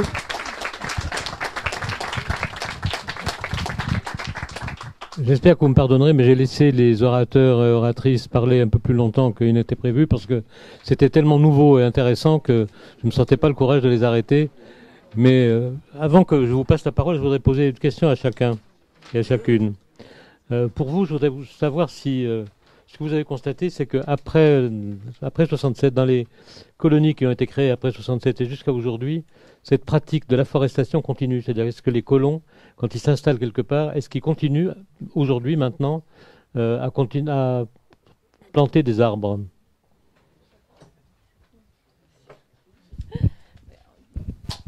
On ne s'est pas penché directement sur la question des colons, vu qu'en fait, sur notre étude, on s'est vraiment penché sur les activités du KKL. Mais comme vous avez pu peut-être voir pendant la présentation, la législation fait qu'il y a toujours cette guerre de l'arbre. Après, est-ce que les colons... des colonies, on n'en voit pas forcément beaucoup. Justement, donc je pense qu'il n'y a pas forcément de chantier d'afforestation de la part des colons. Par contre, oui, voilà, l'État par contre continue, soit c'est des campagnes de déracinement pour construire des routes, exactement, construire le mur, construire des extensions de colonies, séparer des villages palestiniens pour empêcher leur extension. Ça, de la part de l'État, c'est effectué. Après, Oui, autour de Jérusalem en particulier, Est, ils plantent un grand parc qui est censé être la couronne verte, la ceinture verte de Jérusalem, et qui en fait fait un peu comme le mur finalement, étouffe et étrangle certains villages palestiniens, les met bien en dehors et inclut des colonies et va les chercher. Entre Jérusalem et la Cisjordanie aussi. Voilà, ouais. En fait, il va récupérer des colonies israéliennes et il va écarter des villages palestiniens de Jérusalem, du cœur démographique de Jérusalem. Et dans le Negev aussi. Et dans le Negev, il y a des plantes. Voilà, il continue à planter dans le Negev, ce qui est en fait aussi une absurdité écologique puisque c'est un désert. On plante des arbres et la plus grande forêt est dans le Negev et ça a pour effet de bousculer complètement les populations de Bédouins et d'empêcher leur activité de pâturage. Donc comme on en parlait, le pain finalement empêche cette activité-là. Non, c'est pas un arbre idéal. La question que je voulais vous poser à vous, c'est de savoir si... Moi, ce que je trouve terrible dans cette carte, c'est qu'elle raconte toute l'histoire sur un seul morceau de papier. Et je voudrais savoir comment les Israéliens d'aujourd'hui reçoivent cette carte en pleine figure. Parce que, en même temps, on s'aperçoit qu'il y a un travail militant qui a été fait, qu'il y a un travail politique qui a été fait, Et parallèlement à ça, chaque fois qu'il y a une élection, les Israéliens votent de plus en plus comme s'ils ignoraient totalement cette carte, comme s'ils voulaient la nier.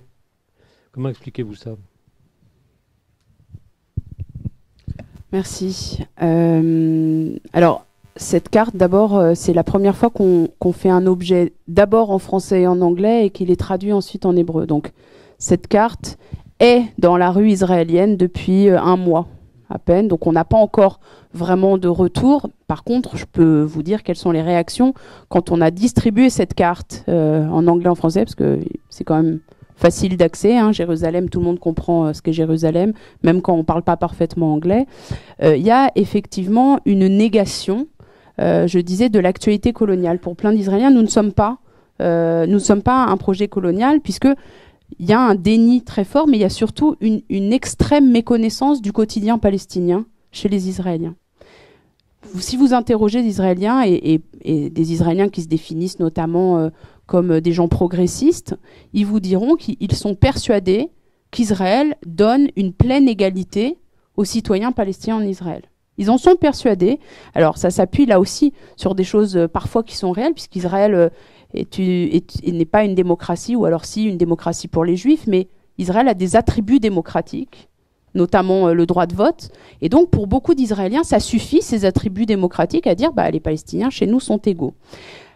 Revenir sur cette histoire, c'est plus compliqué pour les Israéliens, puisque c'est une actualité, ce n'est pas juste une partie de l'histoire qu'on pourrait reconnaître, parce que ce qui se passe derrière nous, et nous c'est une position politique qui est importante, la Nakba, c'est l'expulsion de 750 000 Palestiniens, et la conséquence directe de cette Nakba, ce qui fait que c'est un projet qui continue, c'est qu'on empêche le droit au retour des réfugiés qu'on a nous-mêmes créés. Donc, et ça, c'est vraiment le point sur lequel ça bloque. Je pense qu'avec le travail qui a été fait, beaucoup d'Israéliens, et vous pourrez le lire, alors, no spoiler, mais on a écrit un livre qui vient d'être publié en hébreu, qui s'appelle Nakba Be'ivrit, Nakba en hébreu, et en fait, je travaille sur la version en française, qui devrait sortir en septembre. Et pour ce livre, on a conduit un sondage auprès de 500 juifs israéliens en leur demandant ce qu'ils mettaient derrière le mot Nakba et sur le droit au retour. Alors vous verrez que les résultats sont parfois surprenants, y compris pour des gens comme nous qui connaissons bien la société israélienne. C'est un petit peu plus positif que ce qu'on pourrait penser. Par contre, le point d'accroche, c'est le droit au retour. Parce que le droit au retour dit beaucoup de la construction collective identitaire en Israël. Reconnaître leur Nakba, c'est diminuer notre traumatisme. Leur accorder le droit au retour, c'est nous mettre en danger. L'identité collective israélienne a toujours été construite en opposition, et j'ai un collègue qui me disait tant qu'on fait la guerre aux Arabes, on se fait pas la guerre entre nous. Et c'est assez. Et donc, comme le droit au retour est toujours présenté aux Israéliens comme un danger, c'est un blocage pratiquement automatique pour les Israéliens. Alors, ce que ça veut dire, c'est que c'est ça aussi qui fait que c'est pas qu'un projet historique, c'est vraiment notre actualité. Alors, il y a des parties qui sont plus faciles à accepter que d'autres, parce que elles se basent sur un paradigme qui est plus accepté que celui qu'on défend, qui est celui de 67. Alors, pour beaucoup d'Israéliens, c'est moins compliqué de voir la colonisation de l'autre côté de la ligne verte, puisque ça agit dans le cadre de la loi internationale qui dit que l'occupation est illégale. Nous, on a une position politique qui est un peu différente. À Decolonizer, on pense que le curseur doit être remis sur 48 et pas sur 67. Donc à ce titre-là, à Tel Aviv, on se considère aussi comme des colons. C'est pas un motif de fierté de vous le dire, mais ça veut dire que le travail de décolonisation, il est aussi à faire dans ce qu'on appelle Palestine 48, c'est-à-dire le territoire israélien. Et ça, c'est quelque chose où on n'est pas audible en Israël. Autant sur tout ce qui touche les destructions de localités, de l'autre côté, on peut encore réussir à prendre avec nous un public un peu plus large, et encore, parce que soutenir les droits humains est devenu un objet radical en Israël, mais par contre toucher à 48, toucher à la Nakba, toucher au droit au retour, c'est toucher à la reconnaissance d'Israël comme État juif. Donc à ce titre-là, on est complètement inaudible.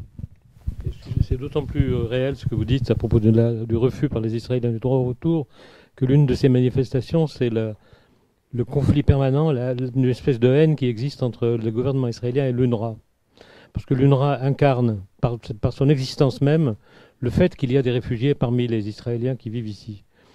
Et j'en vois là, pour preuve de cette haine et de cette incarnation, dans le fait que l'UNRWA incarne ce que les Israéliens détestent en général, c'est le fait que le gouvernement israélien a été si content lorsque Trump a décidé de couper les crédits de l'UNRWA en mettant l'existence de l'UNRWA, c'est-à-dire l'existence, la vie quotidienne de centaines de milliers de Palestiniens en danger.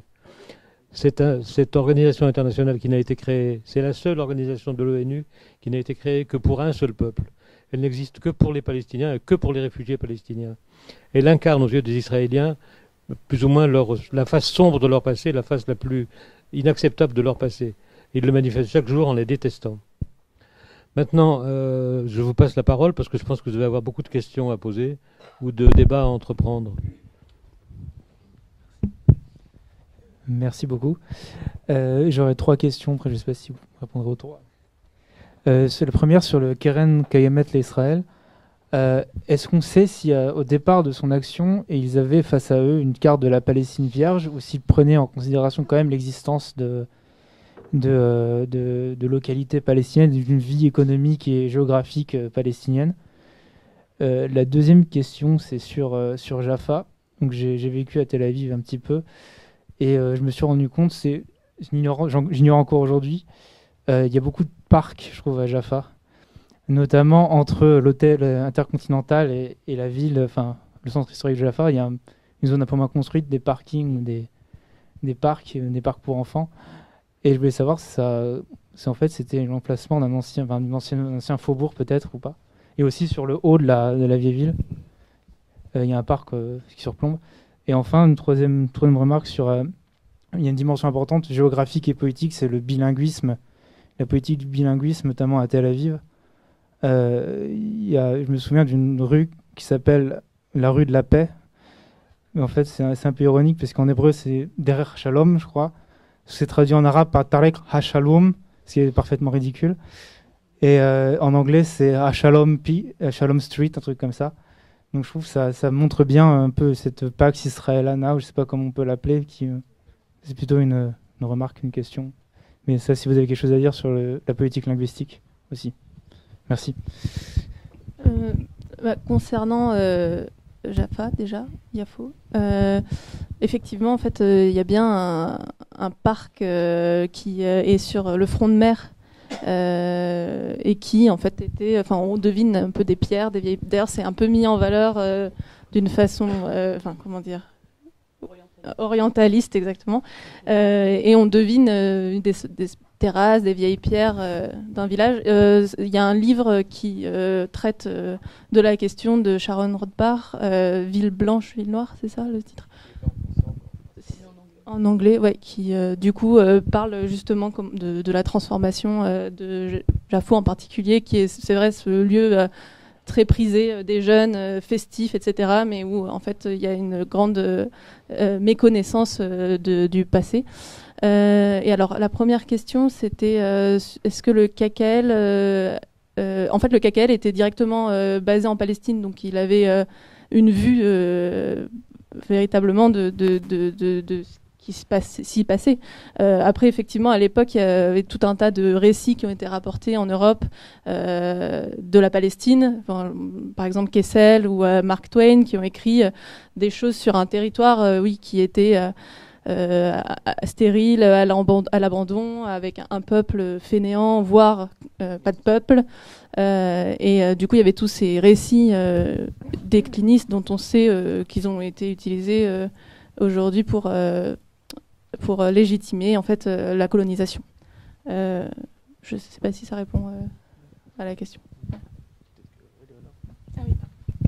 Juste un petit mot pour compléter aussi ce que vous venez de dire sur la politique territoriale du Yishuv. En fait, pour les instantionnistes qui étaient en Palestine avant 1948, le mythe de la Terre Vierge, il n'est pas possible. C'est-à-dire que ça, c'est un mythe qu'on a bien voulu vendre aux Européens, qu'il fallait convaincre de venir peupler la Palestine. Et on en a des preuves, c'est-à-dire quand on regarde les archives sioniste, il y a les archives du Yishuv, il y a ce qu'on appelle des Arab Affairs Specialists, des gens dont le travail était de faire des relevés des villages qui existaient, et non seulement des relevés géographiques, mais aussi on y inscrivait quelles étaient les principales familles qui y habitaient, quelles étaient les familles qui étaient en bisbille avec quelle autre famille, parce que c'était aussi des moyens de pression sur les villages à venir. Donc il y avait une très grande connaissance de la géographie palestinienne par les instantionnistes. Et le brio de ce projet colonial, c'est d'avoir réussi à l'effacer. À l'effacer et à convaincre des gens qu'il n'y avait rien. Et après, sur la politique de bilinguisme, juste un mot, ça a changé, puisque depuis, il me semble, un peu moins d'un an, l'arabe n'est plus la deuxième langue officielle en Israël, parce qu'on est dans un façonnage de l'identité collective qui maintenant doit être aussi loyal à Israël en tant qu'État juif. La question de la loyauté et de la judéité de l'État est quelque chose qui est vraiment maintenant de plus en plus mis en valeur, et il y a pas de place pour l'arabe en fait dans cette. Et donc on a des villes. En fait, les villes n'ont pas l'obligation, n'avaient pas déjà l'obligation du bilinguisme sur les signalétiques, puisque c'était en fonction du pourcentage de population palestinienne qui habitait dans les villes. Et donc on se retrouve avec des situations qui sont une bonne métaphore du projet colonial, avec des choses écrites en hébreu et en anglais, avec une disparition, un effacement de la langue arabe, qui est vraiment une émanation de ce projet, qui est une façon effectivement de dépeupler la catégorie indigène. Vous avez raison. Dans ce que vous avez dit, je trouve qu'il y a une illustration terrible de cette formule qui a existé pendant longtemps, qui existe encore, qu'on entend encore parfois, qui définit Israël comme une terre sans peuple pour un peuple sans terre. C'est un des premiers fake news de l'histoire, probablement, qui a réussi de façon aussi globale. Je vous en prie.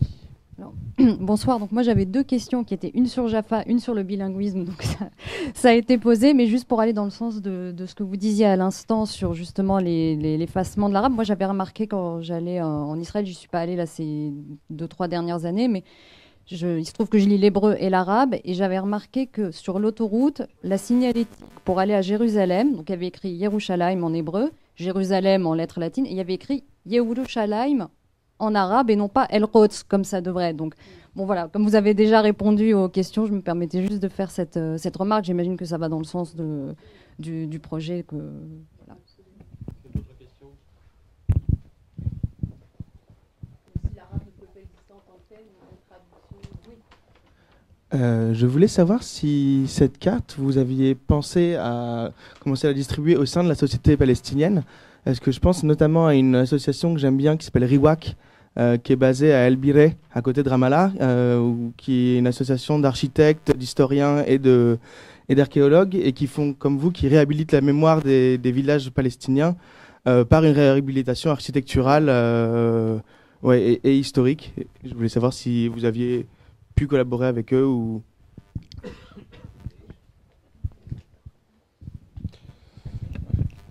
On répond directement.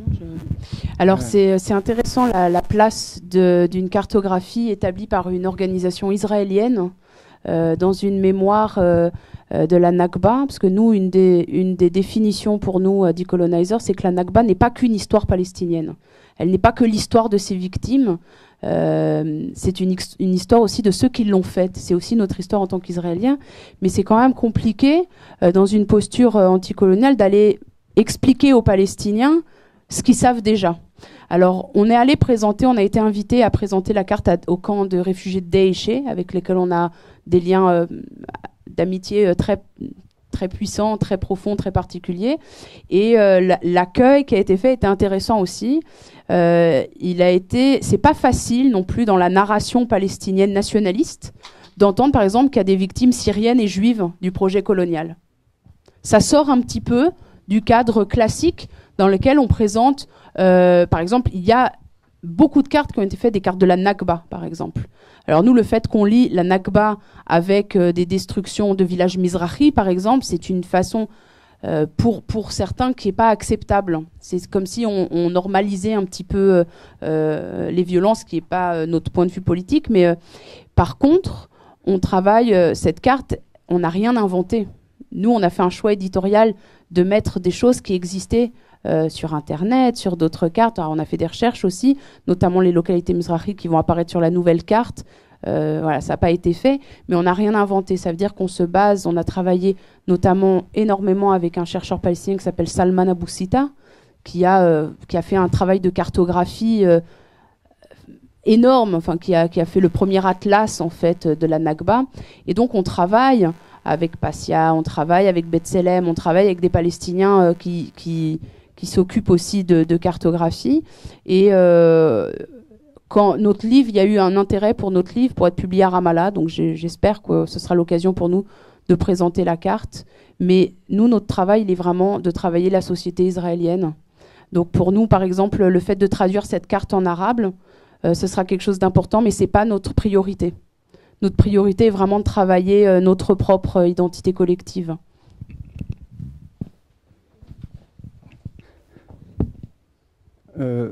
Oui, merci d'abord de toutes ces informations et de cette carte qui comble vraiment un vide. Deuxièmement, je voudrais dire à propos de la décision de Trump sur l'UNRWA, je voudrais signaler quand même que le seul pays à ma connaissance qui a décidé de verser une contribution exceptionnelle à l'UNRWA, c'est la Belgique, la petite Belgique. Et je ne suis pas belge, hein, je veux pas...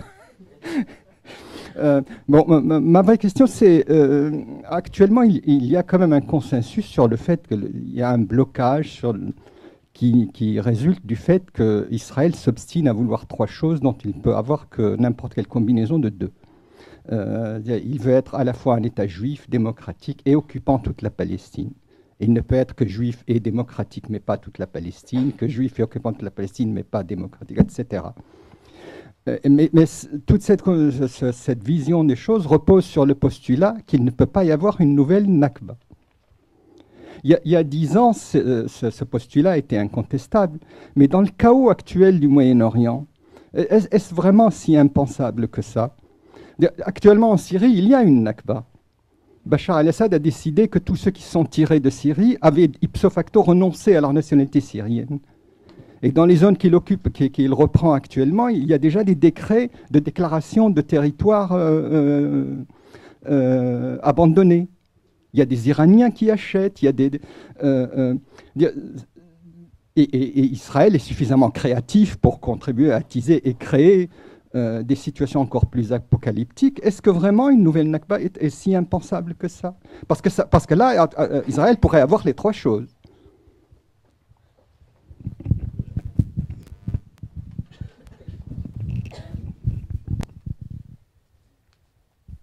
Merci. Alors moi, je vais avoir peut-être une réponse un peu provoque.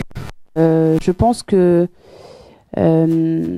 si on va vers une séparation en deux États, avec d'un côté un État palestinien et donc de l'autre côté un État juif, parce que Israël ne reconnaît pas la contradiction entre être un État juif et un État démocratique, par exemple.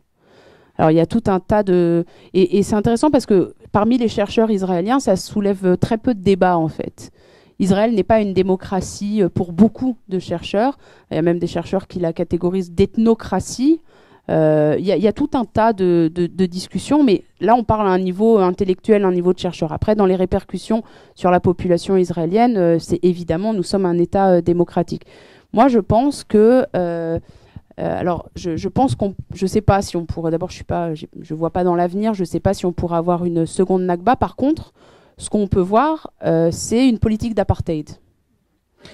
Et quand on a un État, si on va vers la distinction, la séparation entre deux États, par exemple, un État palestinien et un État juif, un État d'Israël qui peut exister comme État juif, c'est aussi une possibilité pour toute une partie de la droite nationaliste de dire nous ne voulons plus de non-juifs dans cet État, puisqu'il y a maintenant un État palestinien. Donc vous pouvez aller en Palestine si vous êtes palestinien. Je parle évidemment de ce point de vue-là. Après, l'autre solution géographique, territoriale, c'est la solution d'un État. Alors la solution d'un État, qui est d'abord, c'est la réalité sur le terrain. Hein, c'est toute la question est de savoir quel État on va construire. Est-ce que c'est un État d'apartheid ? Est-ce qu'il va y avoir un contrôle? Parce qu'effectivement, si le projet colonial n'est pas arrêté par la communauté internationale, je ne vois pas pourquoi on n'irait pas vers plus de déplacement de population.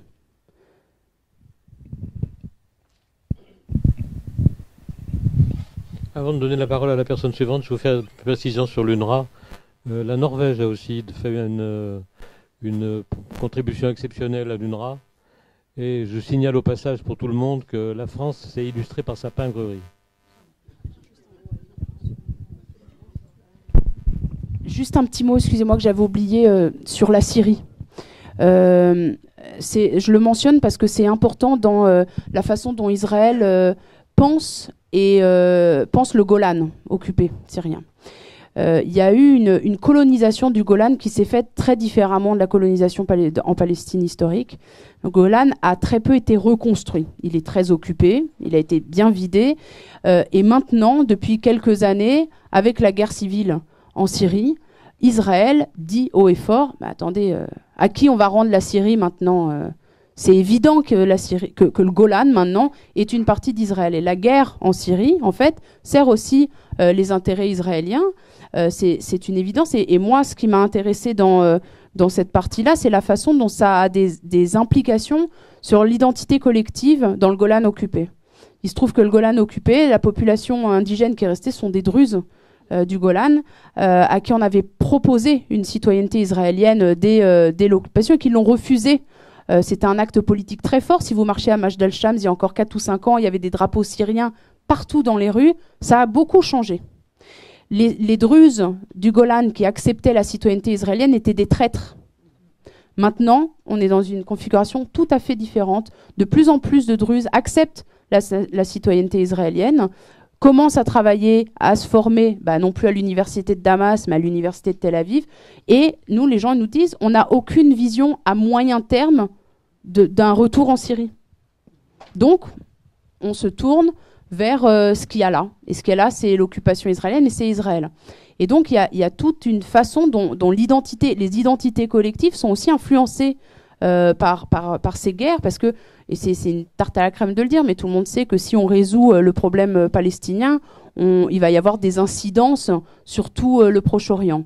Mais c'est vraiment intéressant maintenant, dans le Haaretz par exemple, quelqu'un qu'on connaît de Majd al-Shams a ouvertement fait un article, il a été interviewé sur pourquoi il acceptait la nationalité israélienne, ce qui était un tabou il y a encore, mais vraiment 5 ans. Hein. Donc ça a aussi des évolutions sur les populations. Bien. Merci pour cette conférence très intéressante et simplement, je souhaite signaler que ça complète totalement un travail qui était fait par les historiens israéliens comme Elan Papé, qui a en fait écrit le livre Le nettoyage ethnique, qui a décrit la destruction des villages palestiniens, les massacres qui étaient perpétrés à l'époque par des sionistes avant 1948 et après, tout de suite après, en fait, à la fin de 1947 jusqu'à la fin de 1948. Et je souhaite savoir que ce travail qui est très intéressant, comment il est perçu par la population arabe, citoyen israélien aujourd'hui, qui se trouve par exemple à Nazareth, al-Faham, ou bien Safad et tout ça. Et je voudrais simplement, pour terminer, faire un petit commentaire sur l'histoire de la Syrie. La Syrie, effectivement, il y a un Nakba en Syrie aujourd'hui. Je suis syrien moi-même et je viens en fait de l'Est de Golan aussi. Ou bien j'étais né au moins dans cette région-là. Le projet en Israël, c'est un projet en fait colonialiste. Or, ce qui se passe en Syrie aujourd'hui, c'est une rébellion contre un régime fasciste, si vous voulez, épouvantable. Et il suffit qu'un coup d'État en Syrie, comme il y avait des dizaines de coups d'État depuis l'indépendance de la Syrie, que Assad et l'entourage de Assad, le service de renseignement, disparaissent. Et lui, il existe, et grâce en fait aux Russes dans la région et aux Iraniens. Et tous les gens qui sont partis de la Syrie, moi je sais ça, je suis en France depuis longtemps moi-même, mais les 2/3 de ma famille sont aujourd'hui des réfugiés à cause de ce qui se passe en Syrie.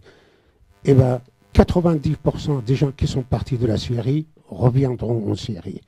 Et personne ne pourra y nier, en fait, leur propriété s'ils retournent en Syrie. C'est ça la différence majeure et tout ça. Et simplement, si vous me permettez, le problème d'Israël aujourd'hui, je connais Israël, malgré le fait que je suis syrien, et je suis allé plusieurs fois. Et j'ai touré absolument partout. Mais le problème d'Israël aujourd'hui, la création d'Israël a bloqué le Proche-Orient totalement. Les gens qui bougeaient en fait avant la création d'Israël entre l'Égypte, le Liban et la Syrie, en passant par ce qu'on appelle la Palestine, Israël aujourd'hui, ils ne peuvent plus le faire. Les Israéliens aujourd'hui, ils tournent le dos à tous les pays de l'Est. Et ça, c'est un problème. C'est un problème majeur. Et le jour où les Israéliens peuvent aller d'une façon libre en Jordanie, en Syrie, regarder comment les gens vivent là-bas, à mon avis, beaucoup d'Israéliens vont changer beaucoup de leur vie. Merci. Merci, je suis tout à fait d'accord avec votre intervention. Je pense que le sionisme est venu blanchiser les Juifs en Palestine. Il y avait des relations avec les pays. Mon grand-père, qui était syrien, se baladait en Palestine. Il y a des récits de mon grand-père à cheval qui traverse la Palestine. Évidemment, le sionisme est venu européaniser la Palestine, blanchiser la Palestine, parce que, in fine, désarabiser la Palestine. Donc il a fallu séparer les populations qui avaient beaucoup de choses en commun, parce qu'on mangeait quand même un peu la même chose. On avait une langue commune qui était l'arabe. L'apport de l'hébreu est aussi venu distinguer la population. Après, il y a quelque chose de très intéressant dans ce que vous dites en termes de construction identitaire aussi. Nous, les Syriens avec lesquels on a travaillé, les Syriens du Golan qui ont été expulsés en 67, il y a une très grande différence avec les populations palestiniennes. Il n'y a pas d'identité collective de réfugiés, puisque ce sont des Syriens qui ont été expulsés d'une partie occupée de la Syrie vers une autre partie non occupée de la Syrie. Donc ils ne sont pas devenus des citoyens de seconde zone, ils sont restés syriens, ils ne sont pas devenus des exilés, ils sont restés syriens. Et donc la conséquence de ça, c'est qu'il y a très peu de travail de mémoire qui est fait avec le Golan côté syrien aussi, à part Kounetra, qui est laissé en l'état comme un musée, un peu comme Oradour-sur-Glane en fait. Enfin, cette pratique mémorielle de montrer. Moi, mon père, il a des souvenirs que ils emmenaient les enfants à l'école chaque année. Il y avait un voyage à Kounetra pour se rendre compte, pour voir les murs avec les trous. Puis vraiment une ville qui est restée telle quelle. Elle a été reconstruite à l'extérieur, Kounetra la nouvelle. Et c'est vraiment ce qui distingue aussi les choses. Bonsoir. Alors je voulais intervenir et avoir votre sentiment sur votre point de vue sur le sionisme libéral. En tout cas, ces alliés, en tout cas, ils sont présentés en tant que tels, ces alliés du peuple palestinien et de sa lutte pour la libération. Toutes ces organisations comme Breaking the Silence et autres, Peace Now, vous les connaissez toutes. Et est-ce qu'on doit les regarder comme des alliés politiques ou est-ce qu'on doit les voir comme des ennemis politiques? Est-ce qu'ils servent la cause de la décolonisation ou ils sont plutôt à voir comme des gardiens du temple, des gatekeepers qui sont là pour rendre impossible l'implémentation de la totalité des droits, les droits basiques et non négociables du peuple palestinien? Ça, c'est la première chose. Deuxième aspect qui rejoint cette première question, est-ce que la réflexion qu'on doit avoir aussi bien en Israël-Palestine que nous, ici, est-ce que ce n'est pas plutôt une réflexion en termes de droit, plus qu'en termes de territoire? Parce que la réflexion en termes de droit a montré ses limites et elle est toujours... elle est sujette à discussion et à débat et à négociation interminable. Par contre, la réflexion en termes de droit, elle est, elle est claire, limpide, et les droits inaliénables sont très peu négociables. Et ça, c'était un aspect important que je voulais signaler. pour ce qui est de la culture Mizraïm en Israël aussi, je voulais avoir ton sentiment sur ce revival de la culture orientale. Est-ce qu'elle prend en compte ou pas? Moi j'ai ma réponse. J'ai déjà mon avis là-dessus, mais est-ce qu'elle prend en compte une certaine co-résistance avec les Palestiniens, que ça soit de 48 ou des territoires, ou c'est simplement où ils regardent plutôt les Arabes comme, avec un regard méprisant et teinté de colonialisme, ce qui recherche plus à entrer dans le club des privilégiés, ou voilà, est-ce qu'on est dans le folklore et puis dans la recherche d'acquis coloniaux supplémentaires, où il y a des vraies passerelles qui sont créées aujourd'hui. Je sais que ça existait dans le passé, mais ton sentiment sur ce qui se passe aujourd'hui. Merci.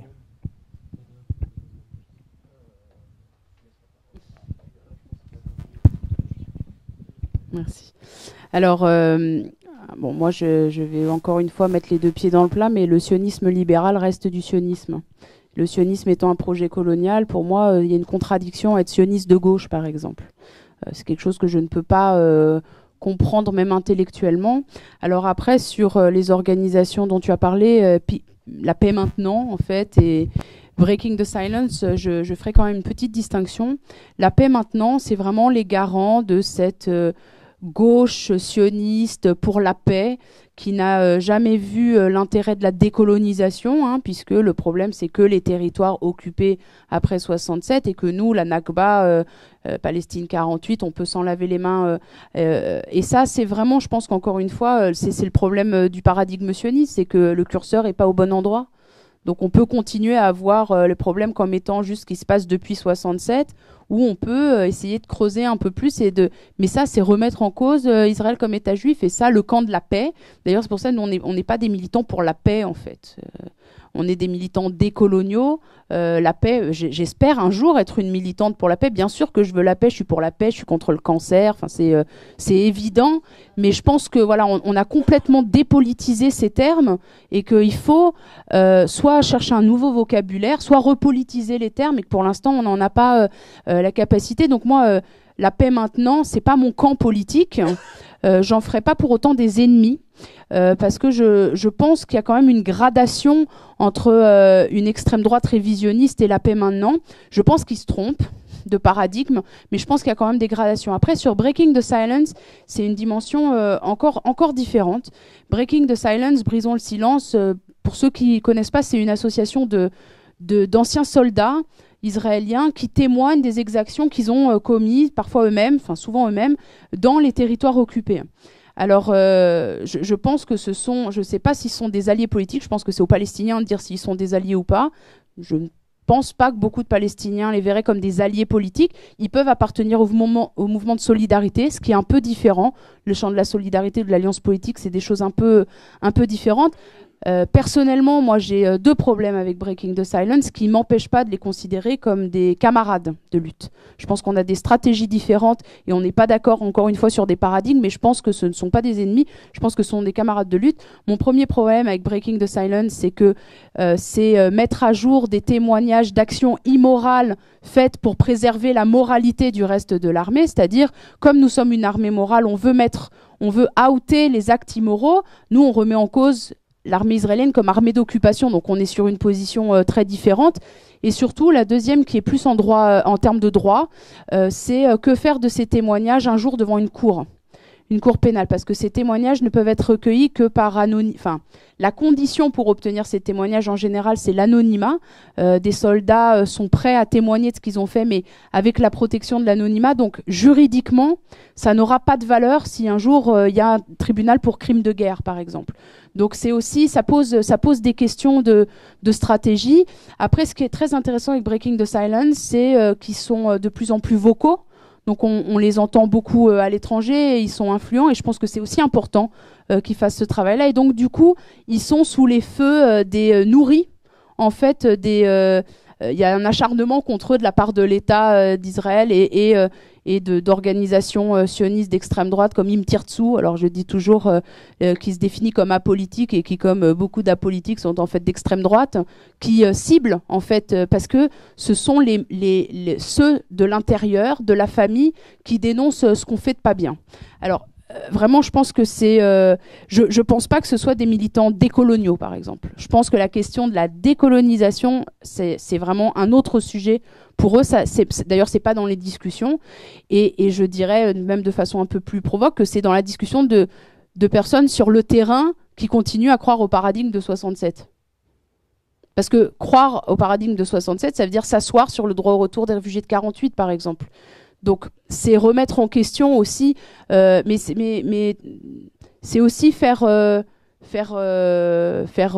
deuil du paradigme d'Oslo qui a été porteur d'espoir à un moment, mais qui est considéré par beaucoup de Palestiniens comme une seconde Nakba.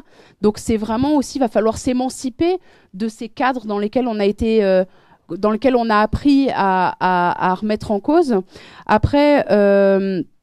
Je pense que la question territoriale est compliquée. Je pense qu'effectivement, ce serait une stratégie intéressante de se concentrer sur la question du droit. Et ça me permet de faire un petit lien sur le droit au retour, par exemple. Le droit au retour des réfugiés palestiniens, ce qui est si difficile à avaler pour les Israéliens, qui se disent, mais imagine si demain, il y a entre 5 et 7 millions de Palestiniens, en plus avec toute la rhétorique islamophobe des Arabes qui vont nous envahir, qui fonctionne très très bien en Israël, mais s'ils reviennent, qu'est-ce qui va se passer? Et nous, pour avoir beaucoup travaillé le sujet et avoir beaucoup travaillé avec les Palestiniens, les Palestiniens, ce qu'ils veulent, c'est la reconnaissance de ce droit. C'est assez non négociable. Après, ils n'ont peut-être pas tous envie de venir revivre dans le village de leur grand-père, mais par contre, tous ont envie de pouvoir le visiter s'ils le souhaitent, ont envie de transmettre à leur enfant une histoire. Donc c'est la reconnaissance de ce droit, et je pense que en termes de droit, on a peut-être plus de chances d'aboutir à des victoires qu'en termes territoriales. Parce que les territoires, ça se fait et ça se défait. Hein. Vous l'avez dit, les forêts font le territoire, le mur de séparation fait le territoire, les colonies font les territoires. Tout le monde sait que 600 000 colons de Cisjordanie ne seront pas évacués, ça ne se fera pas. Donc on est obligé de repenser la constitution du territoire. Ensuite, il y a quelque chose de très intéressant dans la société israélienne qui est ce dont tu parlais, ce revival Mizrahim. Alors Mizrahim, ce sont ces juifs.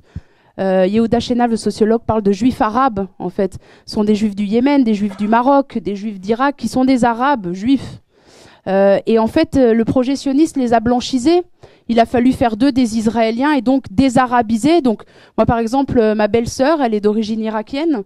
Et quand elle était petite, ses parents, comme tous les Arabes du monde, y compris mon père, écoutaient Kaltoum tout le week-end. Et donc, elle, de honte, elle baissait la radio, elle fermait les fenêtres pour pas que les voisins entendent de la musique arabe sortir de sa maison, parce qu'il y a une honte très très forte d'être des Arabes, puisque pour être un bon Israélien, il fallait se désarabiser. Maintenant, on assiste à un phénomène très intéressant et dans la sphère culturelle et militante et culturo-militante, parce que parfois c'est pas toujours séparé, d'un revival. C'est-à-dire on a toute une jeune génération de juifs mizrahim, notamment ça passe par la musique, qui se réapproprient leur identité arabe et qui disent nous sommes des juifs arabes, nous sommes des arabes de confession juive, et qui ne remettent pas en cause leur judaïsme, mais qui remettent en cause la façon dont on les a extraits de tout le reste du Proche-Orient. Parce qu'on oublie, les juifs d'Irak avaient une vie souvent de très haute facture en Irak, avant en Syrie, en Égypte, avant que le projet colonial vienne mettre à mal et essentialiser tous ces juifs qui vivaient en harmonie dans les pays arabes. Pas encore une fois, pas de La La Land, hein, tout se passait pas parfaitement bien, on est bien d'accord. Mais ils sont venus mettre à mal et demander à ces juifs irakiens une nouvelle allégeance. Si vous restez juif, il y a une allégeance à Israël. Sinon, vous êtes des Irakiens. Et c'est compliqué comme choix, parce qu'on peut être juif et irakien, évidemment. Et alors, ça passe par des phénomènes d'alliances politiques qui sont très intéressantes, notamment avec les Palestiniens. Alors, tu l'as rappelé, c'est pas nouveau. Il y avait déjà eu cette tentative avec ce qu'on appelait les panthérim, c'est les Black Panthers, en Israël qui, dès les années 60, en fait, font déjà les liens entre les oppressions croisées, entre l'oppression palestinienne, l'oppression mizrahim, et qui fait un lien entre les victimes du projet colonial. Il n'y avait pas encore le wording du colonialisme en tant que tel, mais c'était vraiment des ponts qui étaient faits. Les Pantérim, Réhouven sont des gens qui continuent à avoir une influence dans la société mizrahim très très fort, mais la société mizrahim, les jeunes mizrahim, se trimballent avec eux aussi 60 ans, 70 ans d'oppression blanche ashkénaze. Et donc il y a encore ce tiraillement entre on veut accéder aux mêmes droits, on veut avoir les mêmes privilèges, on veut être des vrais blancs, et de l'autre côté, on en a marre de devoir abandonner une partie de qui on est. Alors il y a des discussions passionnantes, et notamment des groupes de jeunes un peu plus radicaux qui, eux, font clairement le lien avec les Palestiniens, et il se passe des choses très intéressantes. Je vous encourage à regarder ce qui va se passer dans les sphères mizrahi. Alors après, je serais bien incapable de quantifier quelle part de ce revival mizrahi est vraiment juste pour l'obtention de plus de droits, ou ce qui est vraiment de l'ordre de construction de solidarité politique. Je ne suis pas une spécialiste du sujet, mais c'est vraiment passionnant ce qui se passe sur le terrain. Merci. Je regrette de ne pas donner la parole à davantage de gens dans cette assistance, parce que je vois qu'il y avait encore des demandes, mais nous avons atteint l'heure limite. Donc je vais remercier de façon très très chaleureuse, j'espère que vous êtes d'accord avec moi, nos invités, parce que cette soirée a été formidable, je trouve.